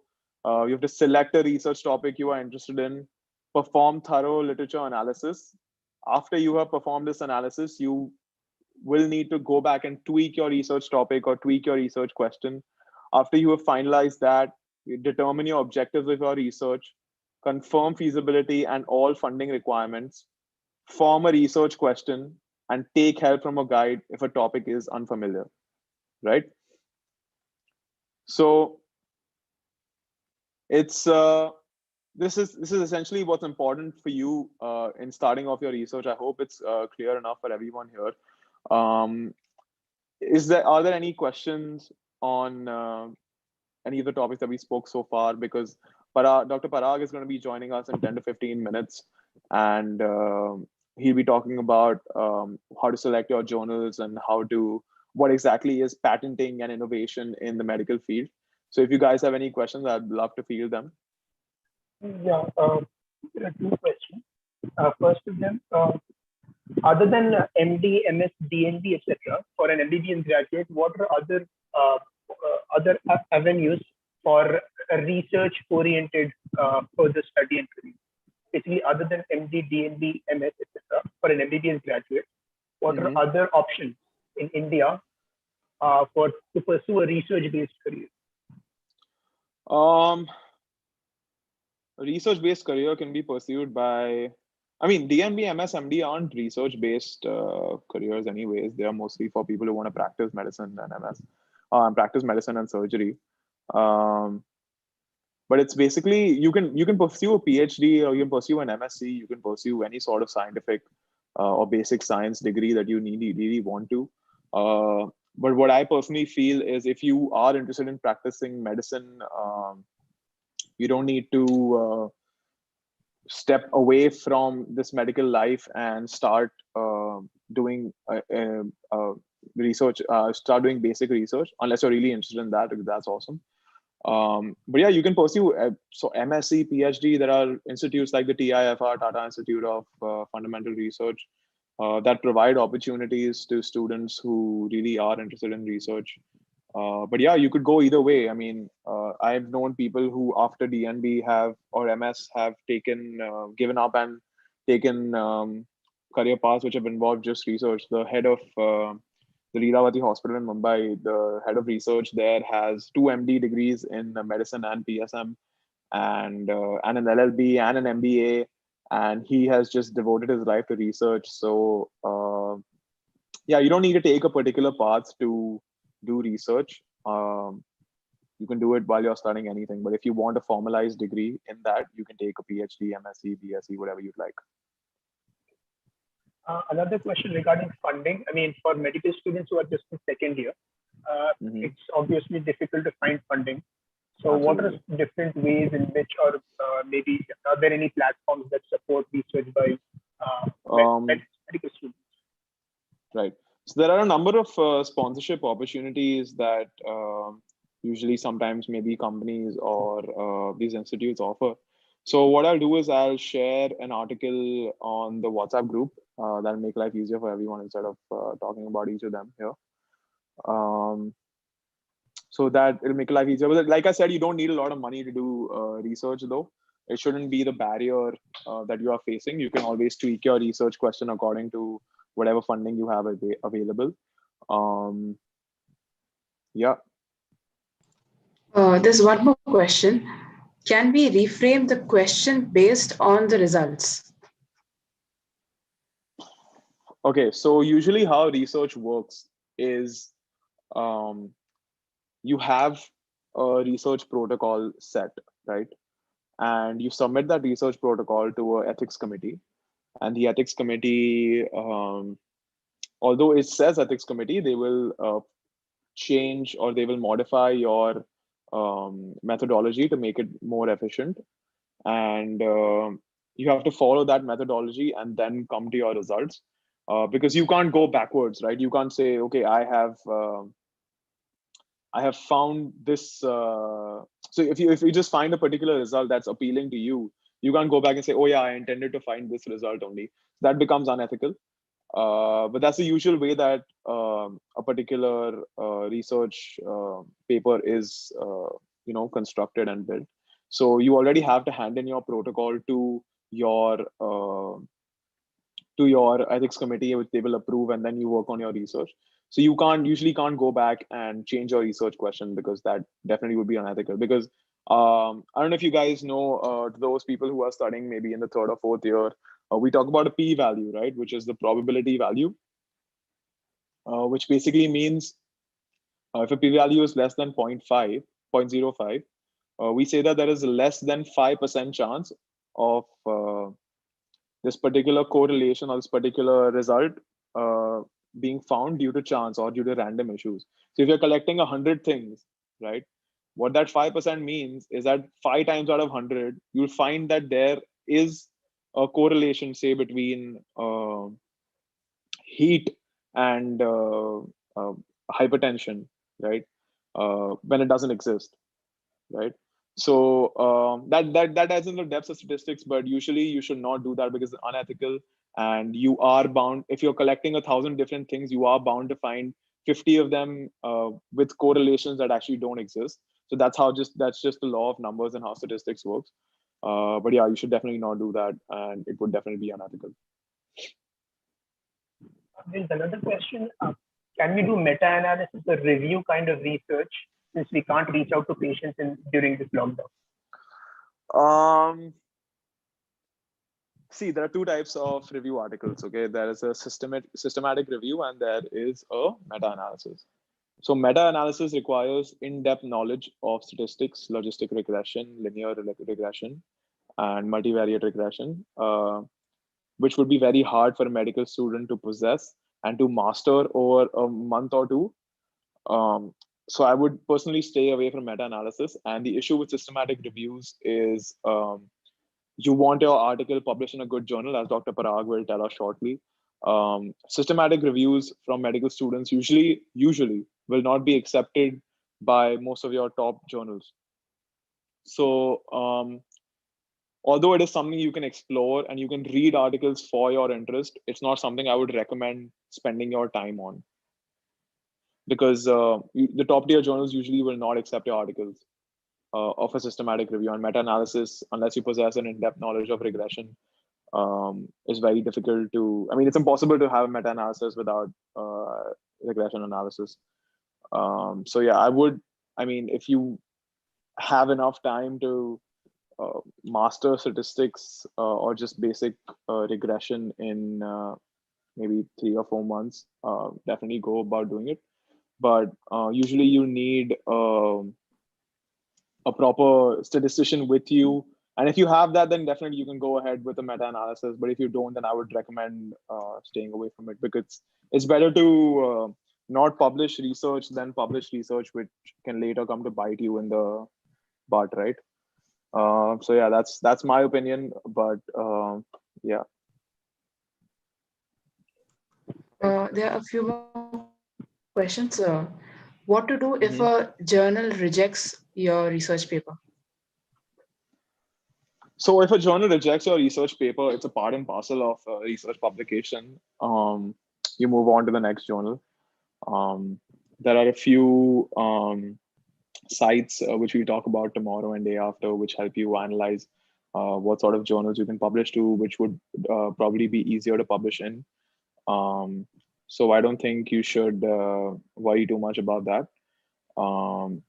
It may be disheartening, but it should not stop you from publishing your research in other journals. So that's not something I would definitely worry about.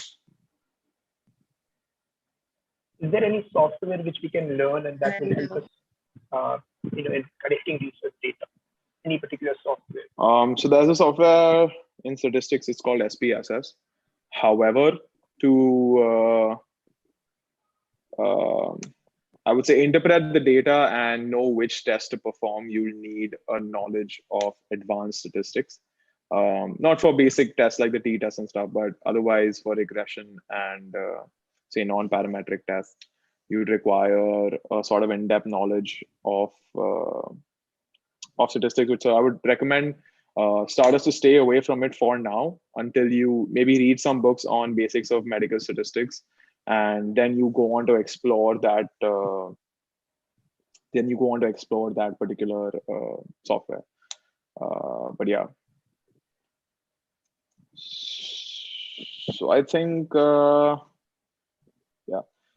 So do we want to get Dr. Dhumane on? Rusab, could you call him? And we'll get him on. Sure. And till then, I'll just talk about just the basics of how about we can just discuss a particular paper that I have written. How's that? Let's see.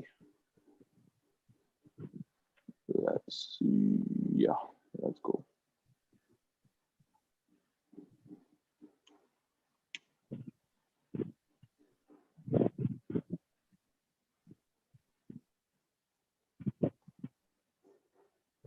Okay, I'll share my screen. Yeah. So this is a paper that I had written back in, when was this? I don't even remember. Maybe a year or two ago, with my friend Adit from the Geisinger Commonwealth School of Medicine in Philadelphia. Sorry, in Scranton, Pennsylvania. And it was essentially what we tried to do was it was something. Yeah, this is something that someone can possibly do during COVID.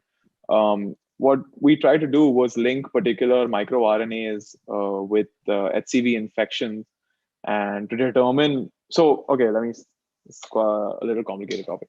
So a lot of people might not know, but if you have a hepatitis C virus infection, it can lead to insulin resistance and therefore lead to diabetes in patients, right? So what is the cause for this to happen, right? Why should an infection cause insulin resistance leading to diabetes in patients, right? So we were trying to identify if microRNAs have any role in this particular linkage or this particular pathophysiology. And we went about doing this by searching online databases of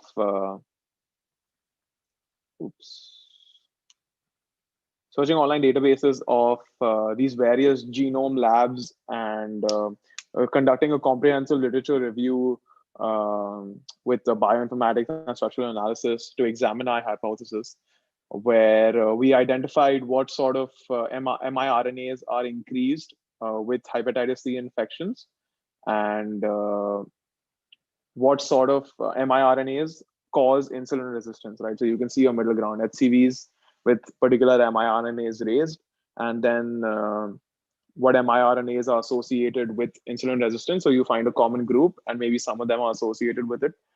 So yeah, these are, let me just show you the figures. Yeah, so we found out that HCV infection alters the, yeah. So HCV infection alters liver miRNA profiles. So these are miRNAs that are increased with HCV infection. So again, this was not done in the lab.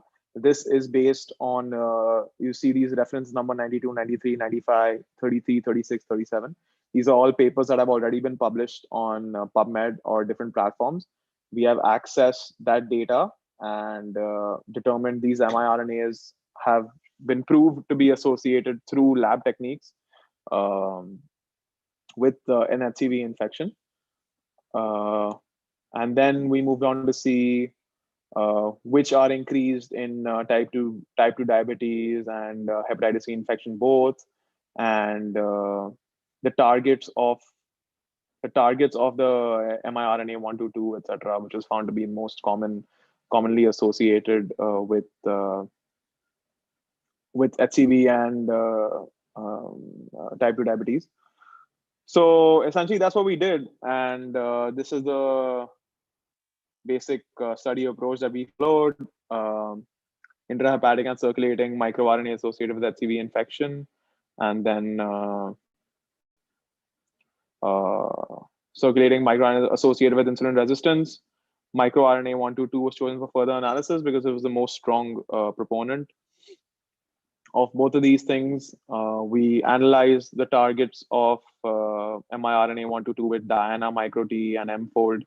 And then we evaluated targets tissue distribution, which causes this type 2 diabetes, and compare these targets with downregulated genes in insulin resistance that's found in the omnibus of NCBI.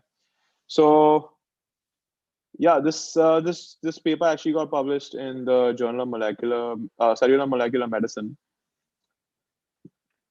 But yeah, that's essentially what we did. And I would say a simpler study would possibly be, yeah, so this is a case report that I had done. I don't know if I have it.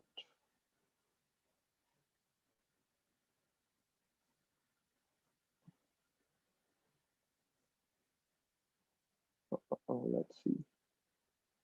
Were we able to get in touch with Dr. Parag? Yeah, he's just joining in 5 minutes. Perfect. Yeah, so just give me a second. Let's see.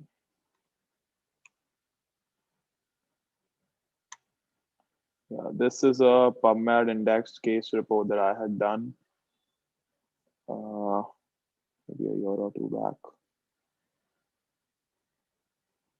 What is it? Complete femur, yeah. Oops. Yeah. So again, here we went on to mention it was a total femur arthroplasty where they basically replace the femur completely. So I know how that can be hard to imagine, where if there's a tumor or an infection, they take out the whole femur completely, replace it with a metallic implant, and attach the muscles individually to that metallic implant. So it works as a metallic femur, if you will. Yeah, so this is essentially a patient who suffered fracture after fracture and implant failure. And then this is essentially how you write a case report, where you have a small. So first we determined that yes, it was an important finding, and it's very, very rare to see complete total femur arthroplasty, which is total femur replacement essentially. So that's why we chose to have it as a case report, where we just have the small abstract. Abstract is essentially a small mini version of your total article, where if someone just goes through it, you can get most information from it. So where we have introduction. So introduction, you usually write what exactly is the current studies present in it, and what is known about this particular procedure, this particular pathology. Then you move on to the case report, which is actually what happened and what exactly went on in this particular case, and why do you think that it was worthy to be reported. And then the conclusion, saying that TFA, actually total femur arthroplasty, is a viable technique for salvage of lower extremity. um, so yeah, and you usually have these different case sort of pictures. You have discussion after you've described the surgical technique. If it's a unique surgical technique, you need to write down um, after incision exactly what you did, what you removed first, whether it was the distal part, the proximal part, which muscles you detached first, etc. It's just an example uh, to get you guys more engrossed in the research world. Um, yeah, and these are just your references on what previous research has been done in this particular topic. And yeah, this is a case report. Would you guys like to see a systematic review now? Let's see this. Yeah. So for those of you guys who like to see a systematic review, we had done one on minimally invasive spine, the Indian Spine Journal. Yeah, where we essentially highlighted the current status of minimally invasive surgery. Um, so I was working with Dr. Neil Anand, who is orthopedic surgeon in LA, and he asked me to help him write this paper because he was too busy with other projects. And essentially, what we have done in this research article is you go on to introduce what the topic exactly is. So this was on a review of minimally invasive techniques for correction of adult spine deformity.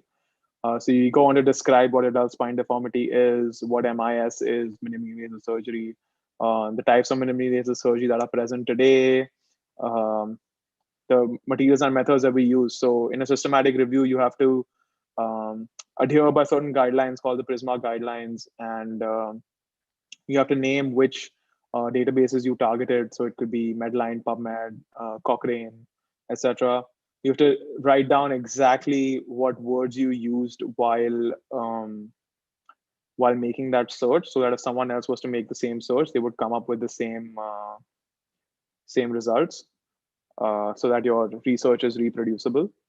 And the selection criteria, because you're never going to turn up with just 10 papers, you're going to turn up with hundreds of papers. Then you have to select a few from them. You have to explain why you selected them, um, any exclusion criteria that you had, why did you exclude them, the results you found. So indications of MIS, you had what the general sort of what the papers are saying about MIS, what the current understanding is of indications of minimally invasive surgery, what the comparison is of hybrid open techniques compared to the minimally invasive surgery in spine. You have to give a description of the flow of literature. So we had 476 total papers reviewed, 38 were filtered, and 27 full texts were evaluated after removing the repeats. So then we go on to describe what MIS is, what the current understanding is it cost effective, etc. And yeah, this is essentially a research study.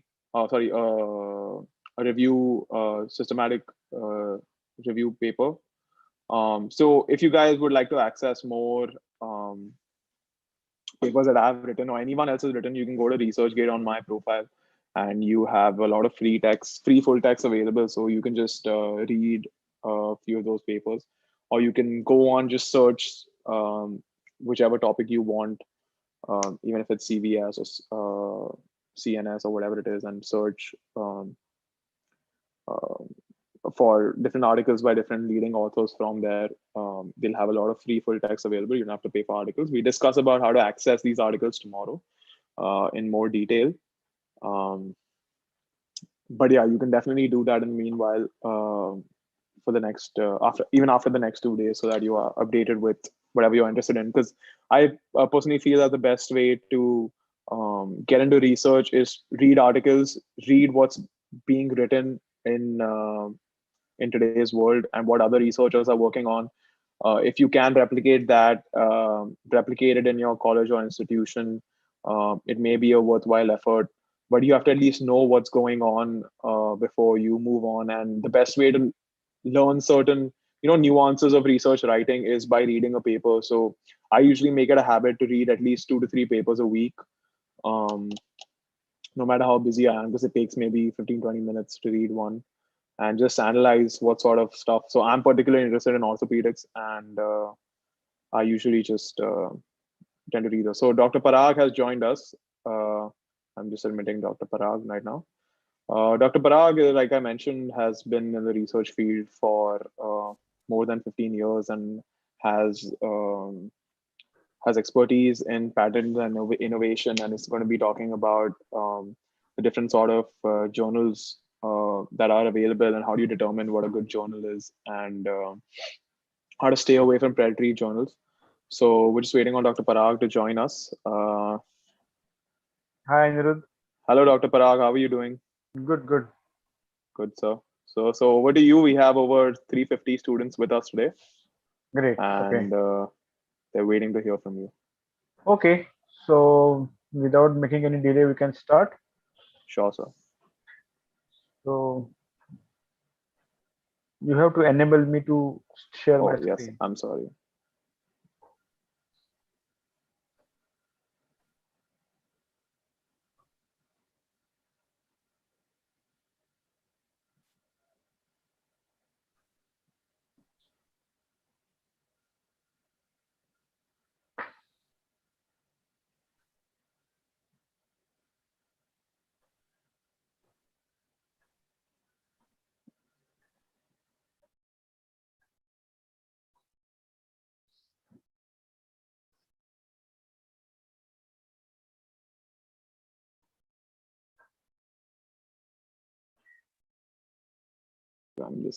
I'm just having a difficult time doing that for some reason.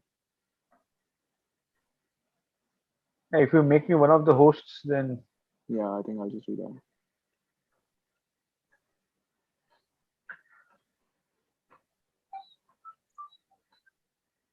Yeah, so done.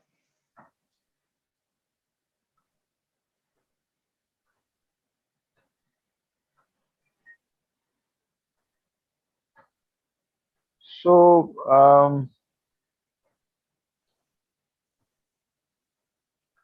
warm regards from Mumbai. Aniruddh has been speaking with you, and he has been telling you about the research methodologies and how to publish, the methods of publication. So I will first cover the topic of the articles and the publications, what it means for authors and what it means for the readers. So firstly, for the readers, is what a journal article means in terms of its various the subheadings and the headings, how to quickly read the article, how to gain maximum from the article, why publish, and steps of finding a right journal. So these are always the priority of the readers. So I hope that you, being medical students, apart from your books, you are reading the journal articles as well. So any reader who picks up a journal has these demands or the priorities. He wants an authoritative quality articles. He wants an ease of access. It should be available maybe on the phone, on the smartphone or the tablet. It should get rapidly delivered. It should be in the convenient format where he can copy, paste, underline, highlight. It should have good linking, what we call as the clustering, low, or it should be free of cost, and it should give up-to-date information. Any one-day match, we don't want a score of 2 hours back. We want the score of the recent over. So we want all the information up to date. And what a journal article means for the author, he sees a quality and speed. He sees a referring speed, how quickly the article gets referred to, referring standard, and most importantly, the journal reputation. Next is the priority is of editorial board, whether it's is in the print format or the online format, and the publication services, which includes an important part as a student of the publication fees. So having known this different behavior patterns of authors and readers, it's very difficult to strike a balance between the demands by the author and the reader. So authors want to, in short, read, the authors want to, in short, want to publish more and more. The readers want to gain maximum by reading less and less. So the journals have adapted their styles to fit that. Now coming for the readers. So why we need articles? Why can't we just have the textbooks? The textbooks are to give you a knowledge, a bookish knowledge, but to make the chapters in the textbook, to write the text in the textbook, you need an evidence. So if I throw this open question that what is the length of this line, just by looking at the line, no one will be able to tell what is the length of the line. So you need to have a scale to put it parallel to the line, and then you come to know that the length of the line is 8.7 centimeters. So just this is exactly the case of the clinical problem and the evidence. We get the knowledge from the books that it is a clinical problem, but what to do in this clinical problem is the is the knowledge you gain from the evidence, and this evidence is published and is generated by the articles in the journals. So it's very important to refer to journals to look at the absolute evidence. Then those who are in the internship, or those who are in the those who have studied their PSM, so they must have studied this pyramid of evidence, which looks little boring, but it is the crux of all the research publications. So if you see the level 1, which is divided into 1A, 1B, and 1C, is the absolute and ultimate level of evidence. So they are meta-analysis, they are RCTs, then level 2A, 2AB, level 3A, and what we normally end up publishing in our Indian medical schools are the case reports and the reviews. They are not so high levels of evidence. They are inferior quality of evidence, but it's a good start. So one should feel encouraged to publish more and more. So why you want to read? You should read so that you get the current knowledge. It has a raw data which gives you access to their actual numbers of the researchers. You can replicate that. It shows logic that the researchers have found that you should also get this results. Now, coming to a web page of a standard journal, what information you can get from the journal? Of course, the name. It is a monthly review since these many years. It has 12 issues per year. Its ranking is, we'll come to that, is number 1 in amongst all the journals which are of the domain of surgery. Of course, editor, ISN, and all that. And that impact factor of 7.49, which is a very good impact factor for a surgical journal. then this is the current issues, and you can always go to online first. So this is the you will find some articles which are already published online, but they have not yet been assigned a journal issue. Now, having known the journal, we move inside and we select the article. So if we select this article, what is the grammar of this article headline? So of course, it is published in this journal, BMC Medicine. It is open access. So open access means when the journal is accepted by the journal, they charge hefty fee to the authors so that they make it open for all to access the journal free of cost. Otherwise, if you want to access the full text of a journal article, you will be demanded some fee which is in the range of $30 to $50 per article. Then it's a cross mark, so it is in the citing and the referencing marker. These are all the authors, and he is the author which is who is to be contacted if you have any queries about the journal. This all 123 they are their institute where they belong to.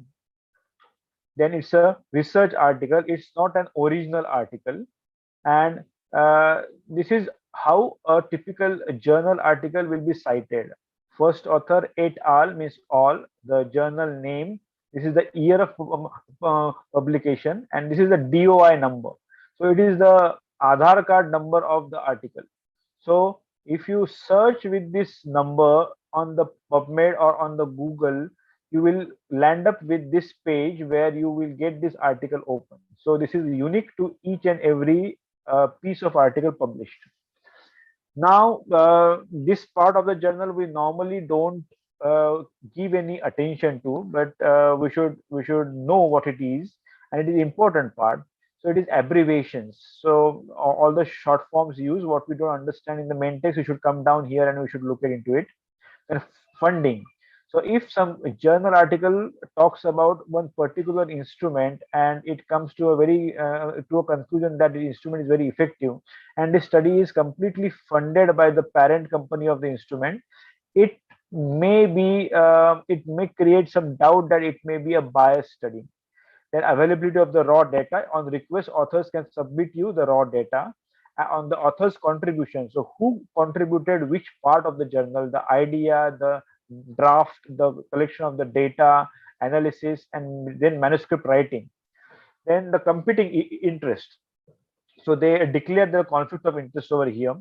The consent for publication is not applicable because there are no human subjects in that.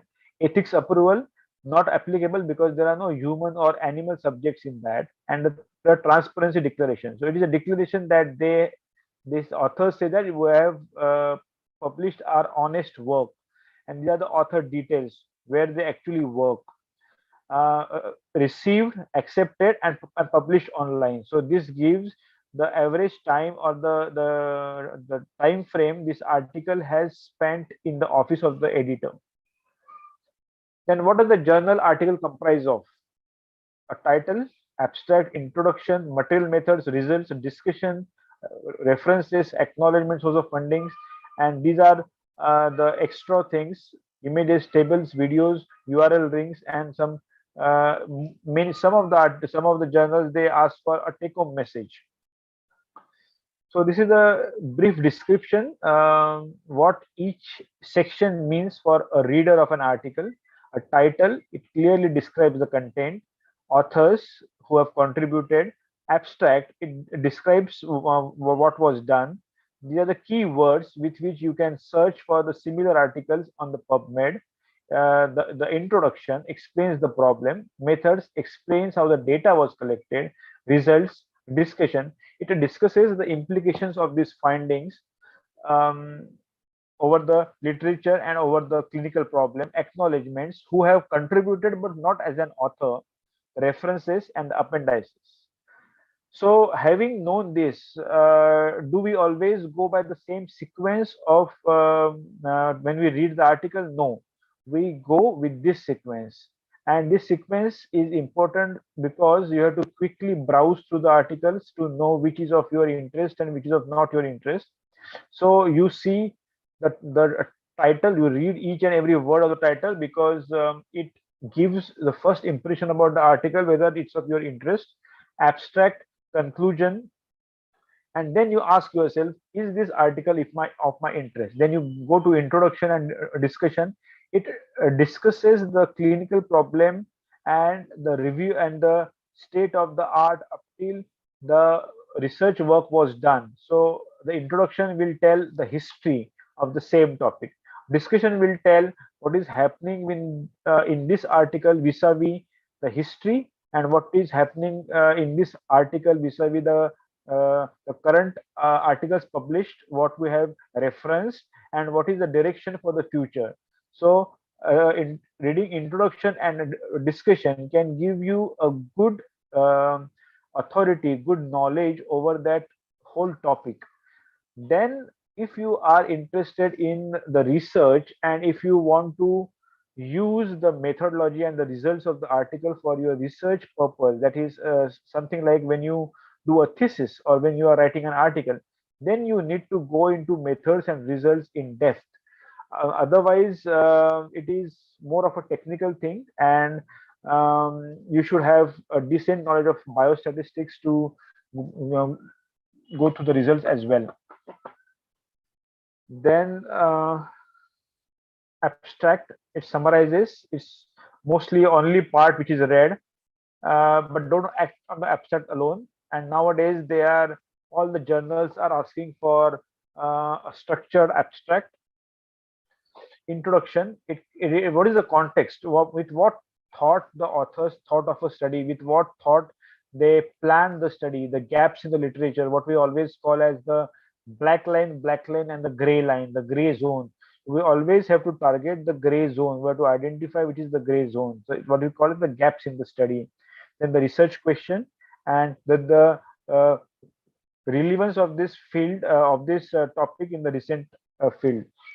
Method, exactly the methods applied to gather the data, to analyze the data, statistical methods used. But it is not a cookbook. It is not telling you to do your study the same way. It is specific for that article, but it is of course replicable.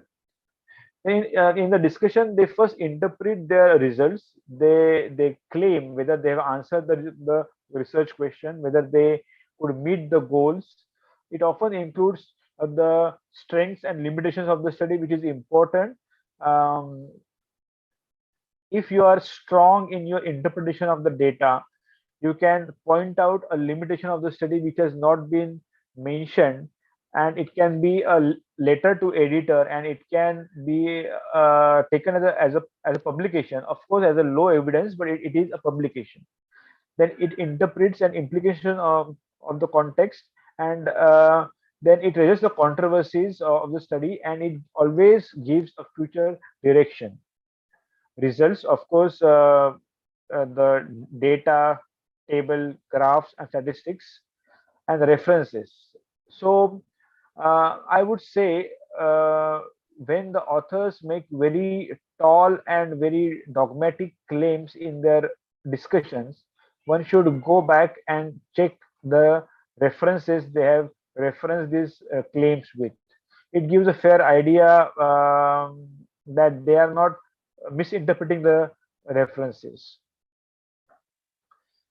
Then now we come to what it is for authors to have the journal article. So the first thing first, you have to find out a journal, whether it's a general interest journal or a specific reader base, international or a regional, national, coming from an institute or a national society.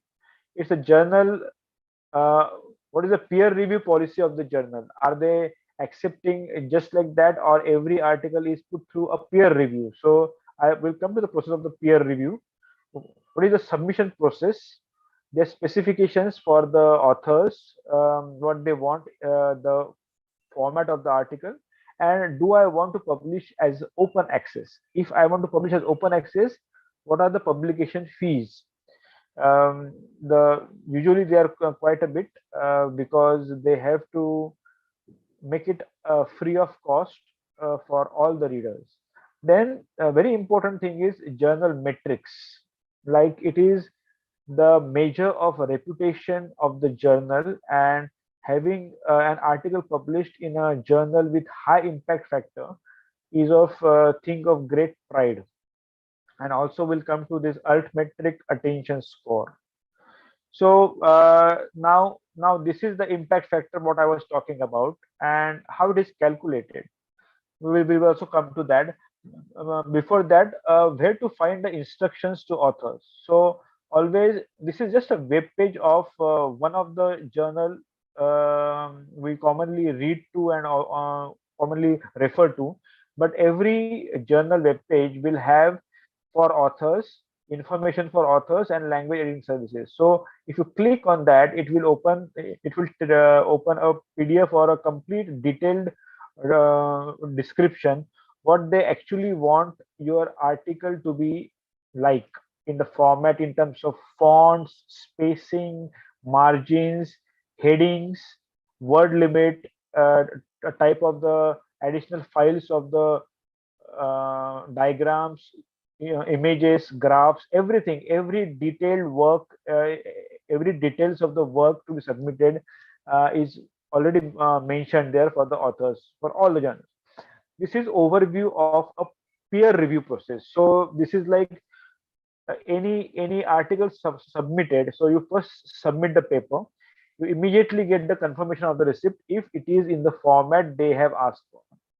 The article will first go through the scrutiny of the editor. The editor has right, if he thinks the article is of no worth, or it is making it is not meeting the standard of the journal, it will be outrightly rejected by the editorial office itself. If he decides to review, he will assign the reviewers. Normally there are two or three. At times they will ask you to suggest the names of the reviewers. If the reviewers accept the invitation, they complete the review within a normally time frame of 2 weeks time. They give their verdict, revise, accept or reject. These things are notified to the author. The author has option of not to submit again or revise, and then the revision is received, revision is rechecked, and then the reviewer will again check whether it is as per the demands made by him and the other reviewers, and then it is accepted, and then the paper is sent to the publisher. So there are various publishing house, Elsevier, Science Direct, LMW. So how to find the journal in which you want to publish? So of course, the field of interest. You can't publish an ophthalmology article in a New England Journal of Medicine or the Annals of Surgery. It has to be the field of interest, because it has to address the readership of the journal. It is a peer reviewed or not. So to make the maximum impact of your article, it should be in a peer reviewed and indexed journal. So index means there are the various methods of indexing. We'll come to that. A journal should have impact factor. If it is more, all the more better.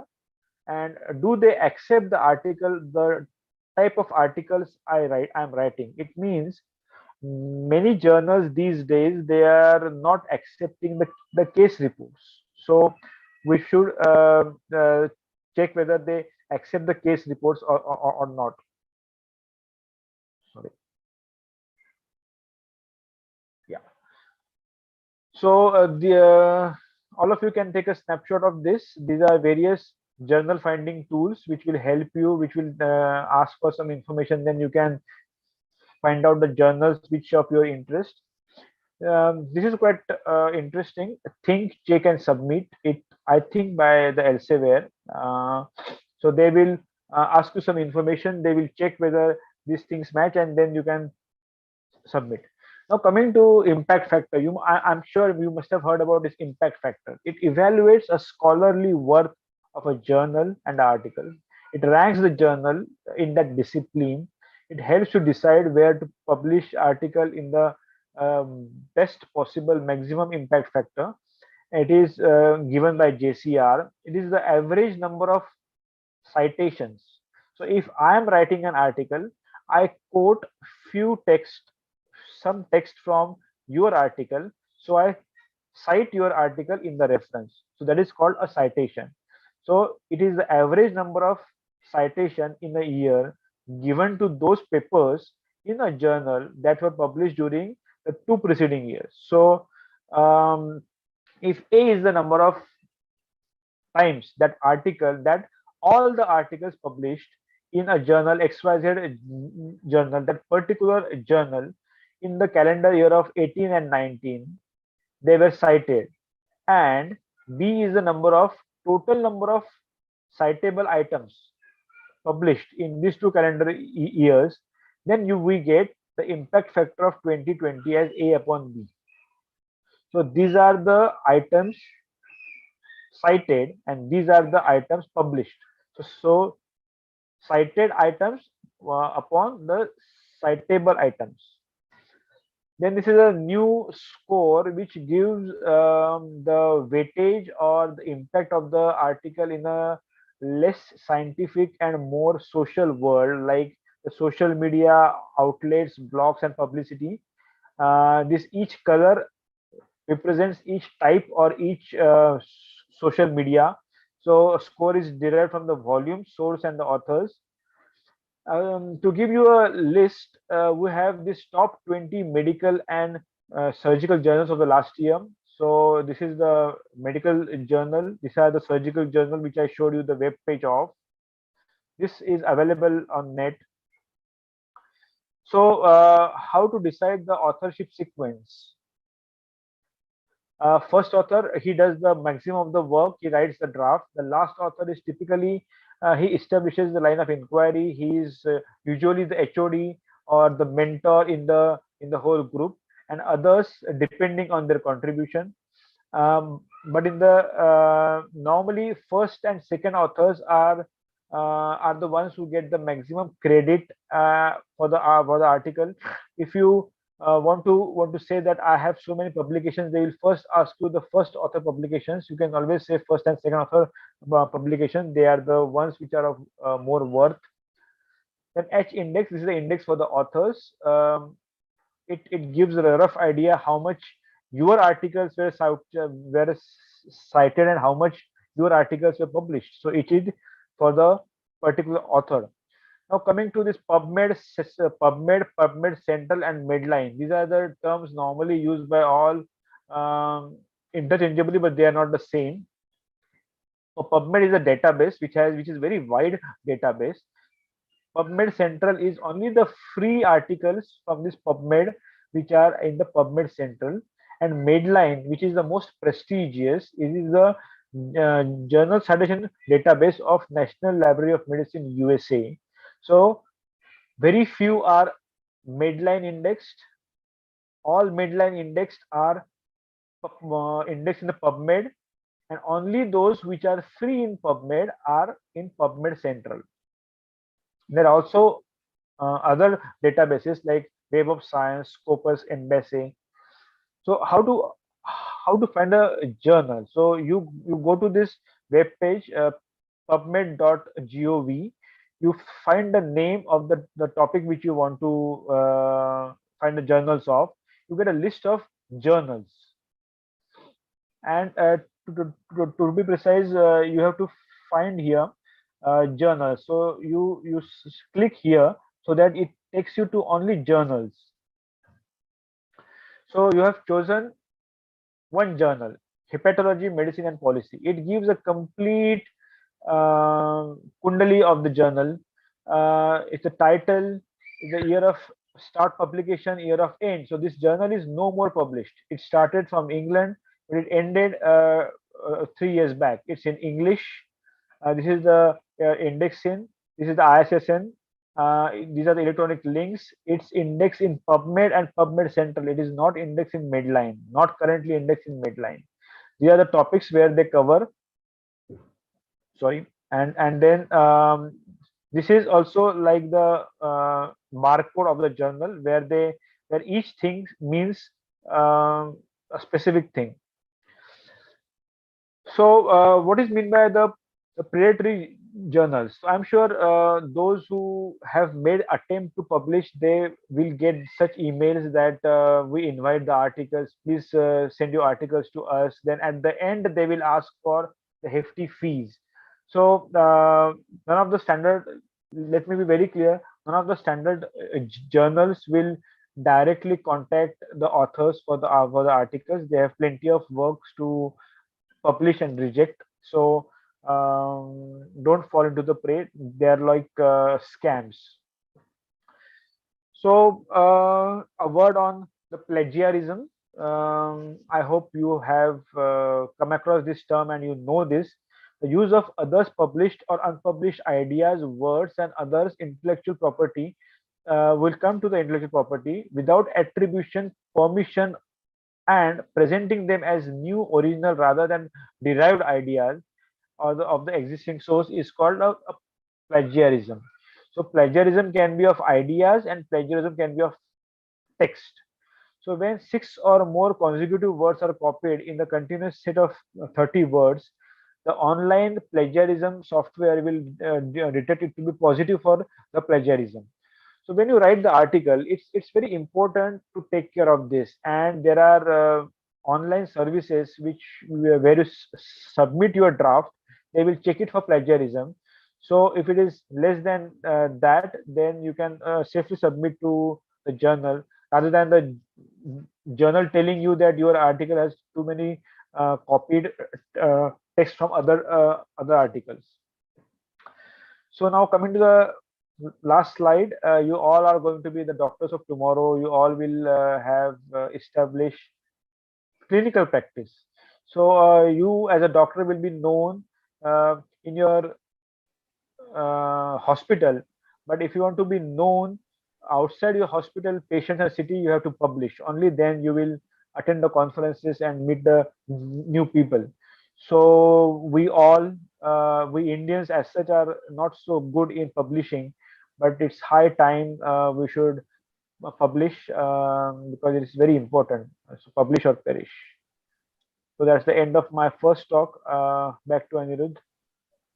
Absolutely, sir. Thank you so much. We just field any questions that anyone has. Uh, uh, and after this, sir will be moving on to the last topic for the day, which is intellectual property and patents and innovation.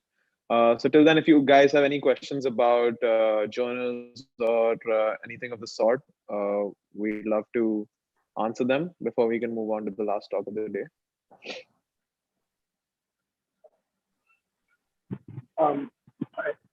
I had a question, sir. Yes. For medical students, I mean, as second year, third year medical students, when we perform research and we come up with a paper, I mean, obviously we cannot, I don't think we can reach out to these big names. But what if we want to get it published in a PubMed index journal? So which one would be a very feasible option for medical students? So I would say that those who are genuinely interested in publishing, see, no one knows about publishing from the beginning. You have to learn it. So how to write the text and all that. So you should identify a faculty in your medical school who is publishing, who is interested in publishing, who is interested in hand holding. You first identify the topic, do a review. Reviews are nice to publish because for reviews you don't need the data. You should identify a gray zone, a gray area, do in-depth study by accessing the articles published on those on that area, and then you can come out with your systematic review. And you have to, there is a style to write the text wherein you have to write it in a way the journal houses will accept it. So you should take help of a medical faculty in your medical school to make those first few steps for publishing. And again, depending on the topic, you have to choose the journal accordingly. So there's another question. Yeah, sorry.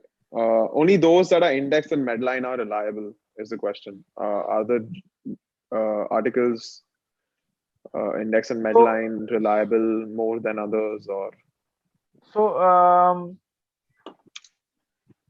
you can say that because I have published, so I know those who have been able to publish in the index and the Medline journals, they have gone through a lot of scrutiny, very high level scrutiny, and only when their research methodologies are correct and the scientific claims they make in the article on the basis of their results are true to the fact, only then they are accepted. So we can't say that that is the only marker of reliability, but many good data, they cannot see the light of publishing in an index Medline journal because of some lapses in the data collection, because they could not do it prospectively and they had to do it retrospectively. They could not collect the data and randomize it. So it is a poor quality research which actually ends up in a non-indexed, non-PubMed index journals. They Mhm. all first must have tried in this high quality journals, and after getting rejected by this, they have published in a lower impact factor and lower index journal. So you should take those data in their actual face value.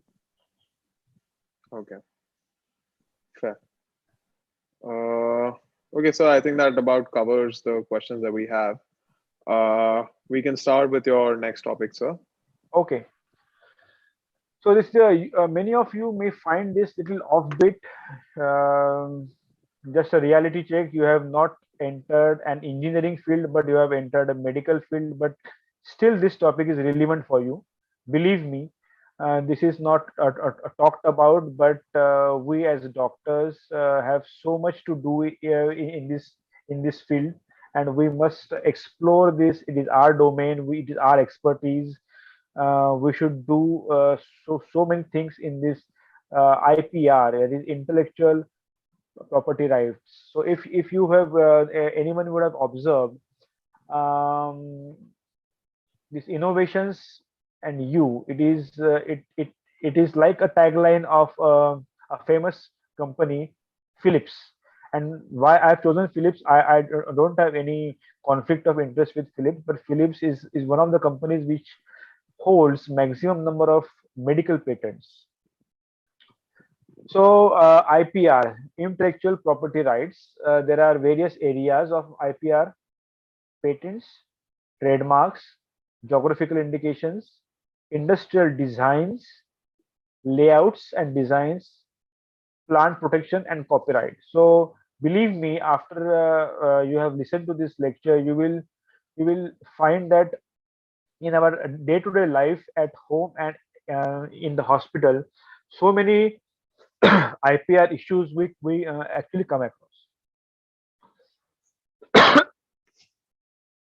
Just excuse me.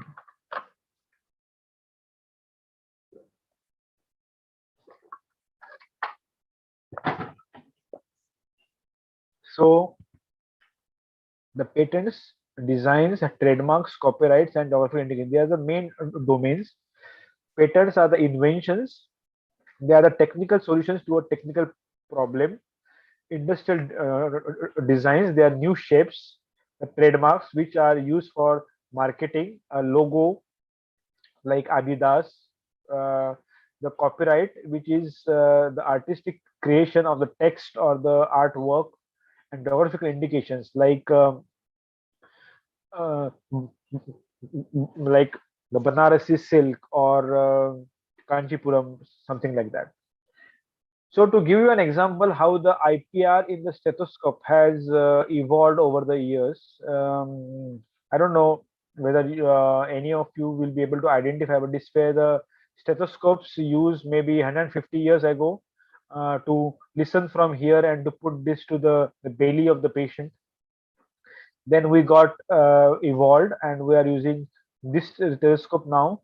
Uh, and now the most recent is these are the pieces, and you can hear them in your uh, earbuds by Wi-Fi. So all this inventive process has gone through the steps in the patents, designs, trademarks, copyrights. So all the instruction manuals, they are under copyright.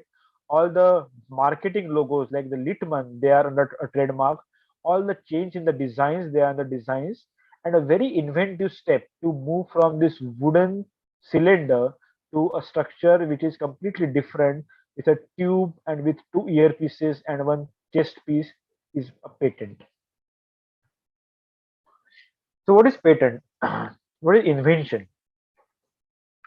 So invention means a new product or a process involving an inventive step and capable of industrial application. So if you make something but which has no industrial potential application, it can't be patented. So it has to be novel, new, which is not a copy of anything. It has to be absolutely new, and there are examiners in the patent office who will check that it's a new and novel process. It has to have the enough inventive step that it should it should uh, it should be an enough leap of technical advancement to call it an invention, and it should be capable of industrial application. So to give you a small example of the ballpoint, there are this many number of patents granted in the US patent office for each of these points, each of these parts of the ball pen.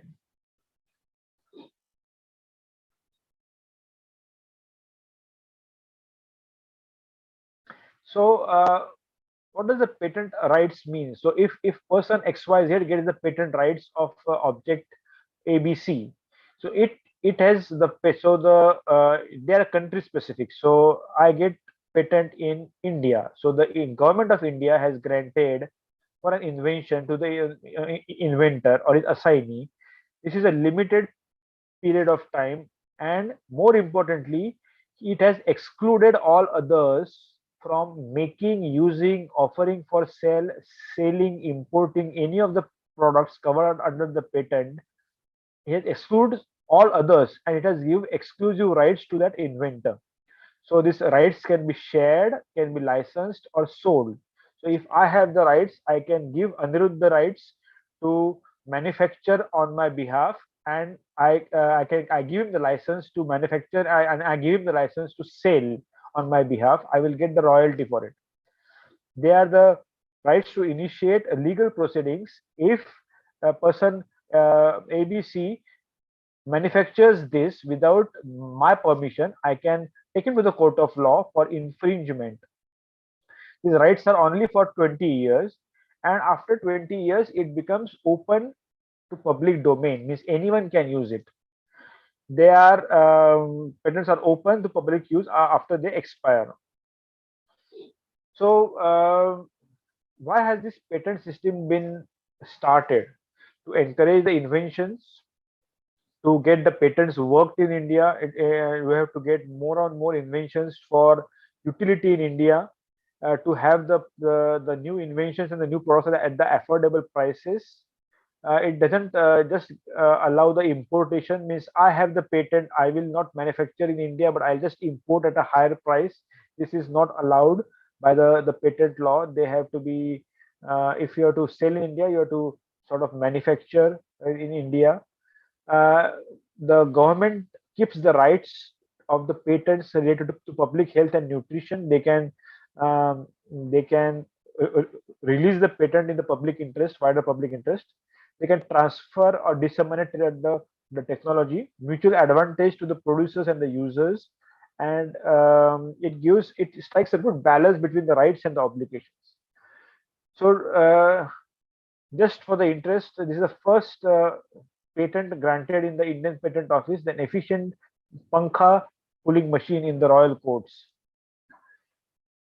This statement by Galileo Galilei. So all of you know who is Galileo, and in 1594 in the Roman Empire, the not the Roman but Italy, the Venetian Patent Act was passed, and his request for the patent coincides so much with the modern law. He says that I have invented a highly profitable machine which can pump and irrigate the land easily and inexpensively. So it is a definitive inventive step, and continuously ejects waters from 20 nozzles. This invention is mine, so I have the absolute right for it, with great labor and investment. Ministry may kindly give me the rights for 40 years, or the period which the ministry would decide anyone, to prevent anyone other than me, my descendants, or the person authorized by me from making, using, or modifying this machine. So he is wanting the exclusive patent rights. Anyone who breaks the rule will be imposed a fine, which is the patent infringement, a part of which will be paid to me as compensation. With this favor, I will serve your majesty for more faithfully to create further inventions. So it is an incentive for the for doing more and more inventions for the inventor. So these are the various categories of the medical patents. This chemical substances and the pharma, it's a huge field. Then medical devices. So practically everything, implantable devices, stents, tools, surgical instruments, IV bags, tubics, everything is covered by the patents. Healthcare information in the hospital and the technologies used can also be patented, but medical and surgical methods, like a method of doing ascitic tapping, is not patentable. But a sonography probe which assists in ascitic tapping is patentable. A sonographic probe which has got a needle which can be inserted safely, effectively, without injuring the structures, and can do ascitic tapping is patentable. But the method as such is not patentable. But there are few countries, including USA, which even allow the medical procedure, but India doesn't allow it. Then regenerative medicine is a huge field in cancer healing and lifestyle diseases. And we'll now come to the things which are not patentable. So please don't confuse about the things which are patentable and which are not. So these are the things which are not patentable. An invention which is contrary to the established law. So if I say that I have chosen a machine which is anti-gravity,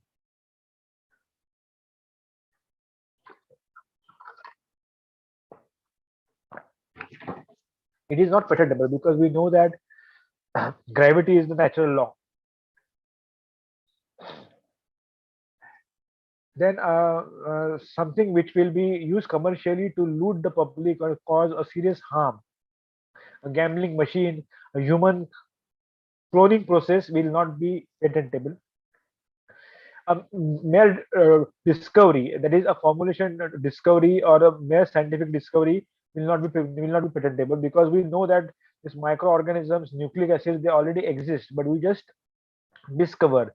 You don't invent new, you just bring it to the public that they exist. They are not patentable. Then a new form of the substance, that is isomers and all that, they are not patentable, but they can be patented if you are able to show that the new form is more effective, significantly more effective. A new form is significantly more safe, then you can always patent them. A substance which is a mere admixture, so paracetamol plus ibugesic forming combiflam, a new drug which is more effective, is not patentable. Now coming to the known devices, the assembly of instruments is not patentable. Anything related to agriculture and horticulture is not patentable. Then any process for medicinal, surgical, curative, prophylactic, diagnostic, therapeutic is not patentable, but the instruments or the hardware to be used for these methods can be patentable. Then anything on the animals is not patentable, that is cloning and the microorganisms. A mathematical process is not patentable. then just coming to the end of it, the atomic energy related things are not patentable because the government wants to have the exclusive control on those things.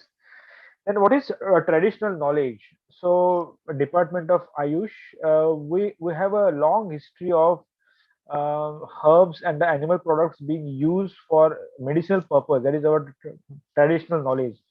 And many of the Western companies were illegally using this traditional knowledge for their medicinal formulas. So the government has made a traditional knowledge and digital library where they have the database of all the know-hows up till now. And using this database, we have been able to revoke the patent. So can you believe they had asked for the patent about the turmeric, basmati, neem oil, the things which we use daily in our kitchens. So just imagine the turmeric at the rate of 40,000 rupees per kilo if it is patented. So coming to a very important topic of artificial intelligence, you guys in your future practice of medicine are going to use and develop and contribute to artificial intelligence in a very big way in terms of drug discovery, diagnostic, treatment monitoring, assisting in the operations, record management.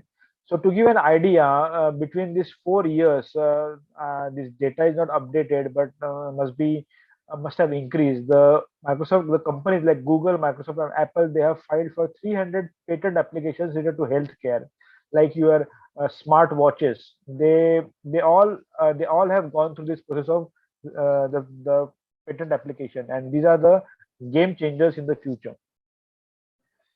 So where do we stand as a country? We lag behind quite a lot. There has been good increase in the output in the research, but it has not reflected in the number of publications, the patent applications. So very minuscule part of the patents filed in India are by the universities, and they were to increase in the patent filing to safeguard our knowledge. Why students have to learn about the IP? So students, you have the curiosity, you are learning that topic for the first time, you are facing that clinical problem for the first time, and I believe there will always be a new way to approach the clinical problem or the clinical issue if it is given to a students. Like we used to have this saying in the medical college, if any difficult case is not getting solved, give it to medical student for history taking. They will split the hair and they will take a history and you will get a diagnosis. So there is always a new approach by a new generation to looking at look at the clinical problem. So you must study the intellectual property as a students, and it should be made a part of academic curriculum. It is really high time. You must have the foundational awareness about what is patentable, what is not. If you have any idea how to conceive that idea from that the idea to a patent, who will help you, where to approach. You have to have the culture. So if you know what it takes to get a patent, you will never infringe or copy anyone's patent. So it is the need to develop that culture of mutual respect, and it can be a life changer also, because if you crack upon some patent and you get exclusive rights, you get the royalty, and it can be also very much rewarding from the financial point of view. But all this needs collaboration. So if you need to collaborate, please collaborate. Don't be afraid that I will leak my ideas and then what will happen. There are of course ways to collaborate, but you must collaborate to get better results. To give you a rough idea about this medical device industry in India, it's a huge industry. It's going to grow very big by the end of 2025 in 3-4 years.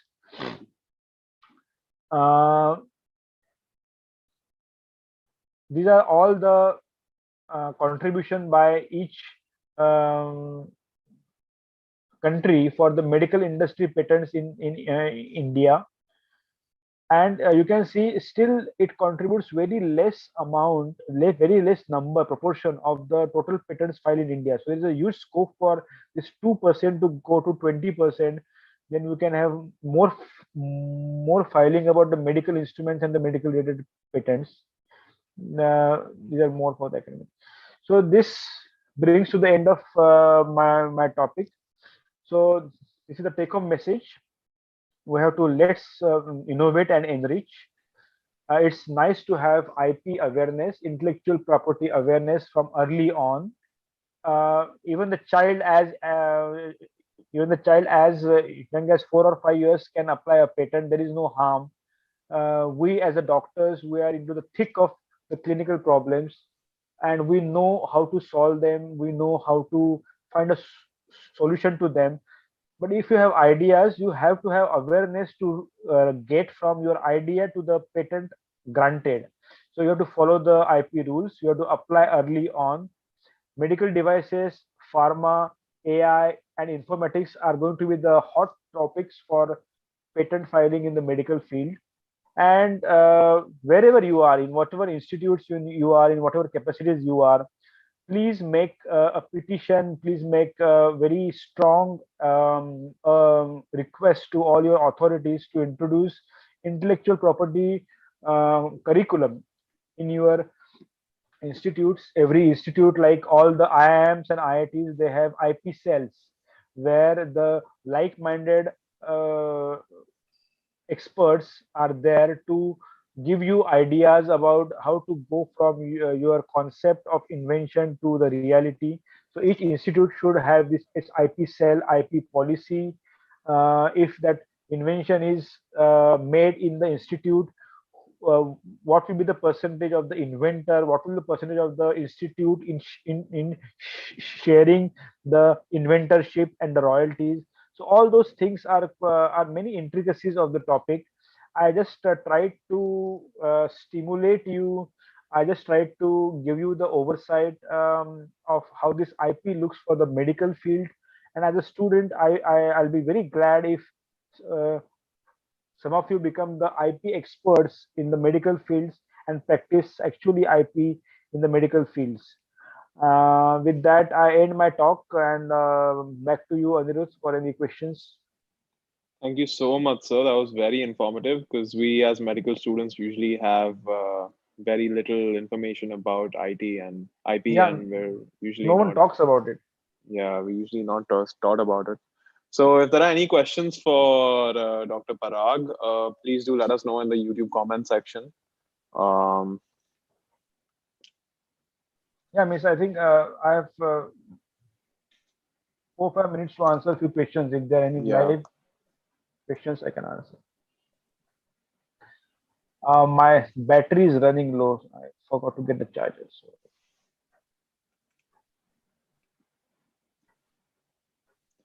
How about the MSN team? Do you guys have any questions for sir? There is one question that was posed. Do these journals, if they reject the paper, do they explain why they're rejecting it, and do they make those recommendations? Yes. So all the peer reviewers, they are asked to comment on the journal. They will when they will do the peer review, they will enlist, they will enumerate, and they will also write in details about the lacunae, why they are recommending the journal to reject the article. Taking clue from that, you can do the corrections and then send the article to a journal which is little low ranking, so that your chances of getting published are higher.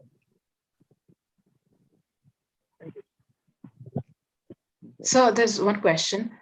Actually, suppose there's a student who is from a college from where he or she cannot find a mentor for research because maybe the faculty is not much interested in research. So in that case, what should a student do, like to get Yeah, mentors so from outside?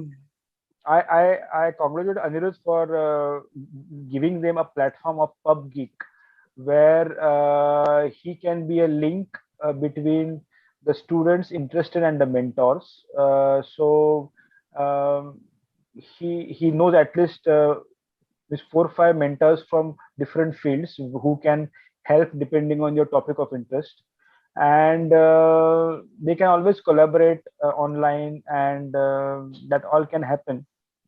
Like uh, we have to publish. There is no other way. Publish or perish. You believe me, in 10-15 years the academic quotient of the country will increase, and wherever you will go for application, they will look at your publication. They will judge you from the publication. So it's a good time for all the medical students to think about the publishing and the IPR. Absolutely, sir. That's what I mentioned, that they could possibly contact researchers on ResearchGate or through multiple platforms where, if you have someone living in the local area where Yeah. get in touch with them, they're definitely be helpful. So there don't seem to be any other questions, sir. Thank you so much for your time. Welcome. We're so honored to have you here, sir. Always pleasure, Aniruddh. Yeah. Thank you, sir. Take Okay. care. Bye. Bye. I log off. Yeah. Bye. Yes, sir. Thank you, sir. Bye. Bye. All the best to all. Take care in COVID Thank times. you, sir. Yeah. Bye.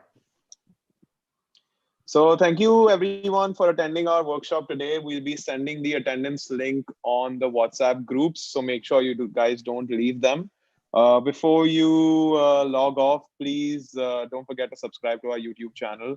We'll be posting this recording of this meeting on the IMA-MSN Telangana YouTube channel as well as the PubGeek channel. So make sure you guys see it. If you weren't able to attend the whole thing today and want to attend with us tomorrow, make sure you mark your attendance through the attendance sheets that we'll be sending on the groups. Look forward to seeing you tomorrow at 4 p.m. All right. I think that's the end. We should end. All right. Thank you so much, Doctor. Thank you so much. Thank you so much, guys. See you guys tomorrow. You guys.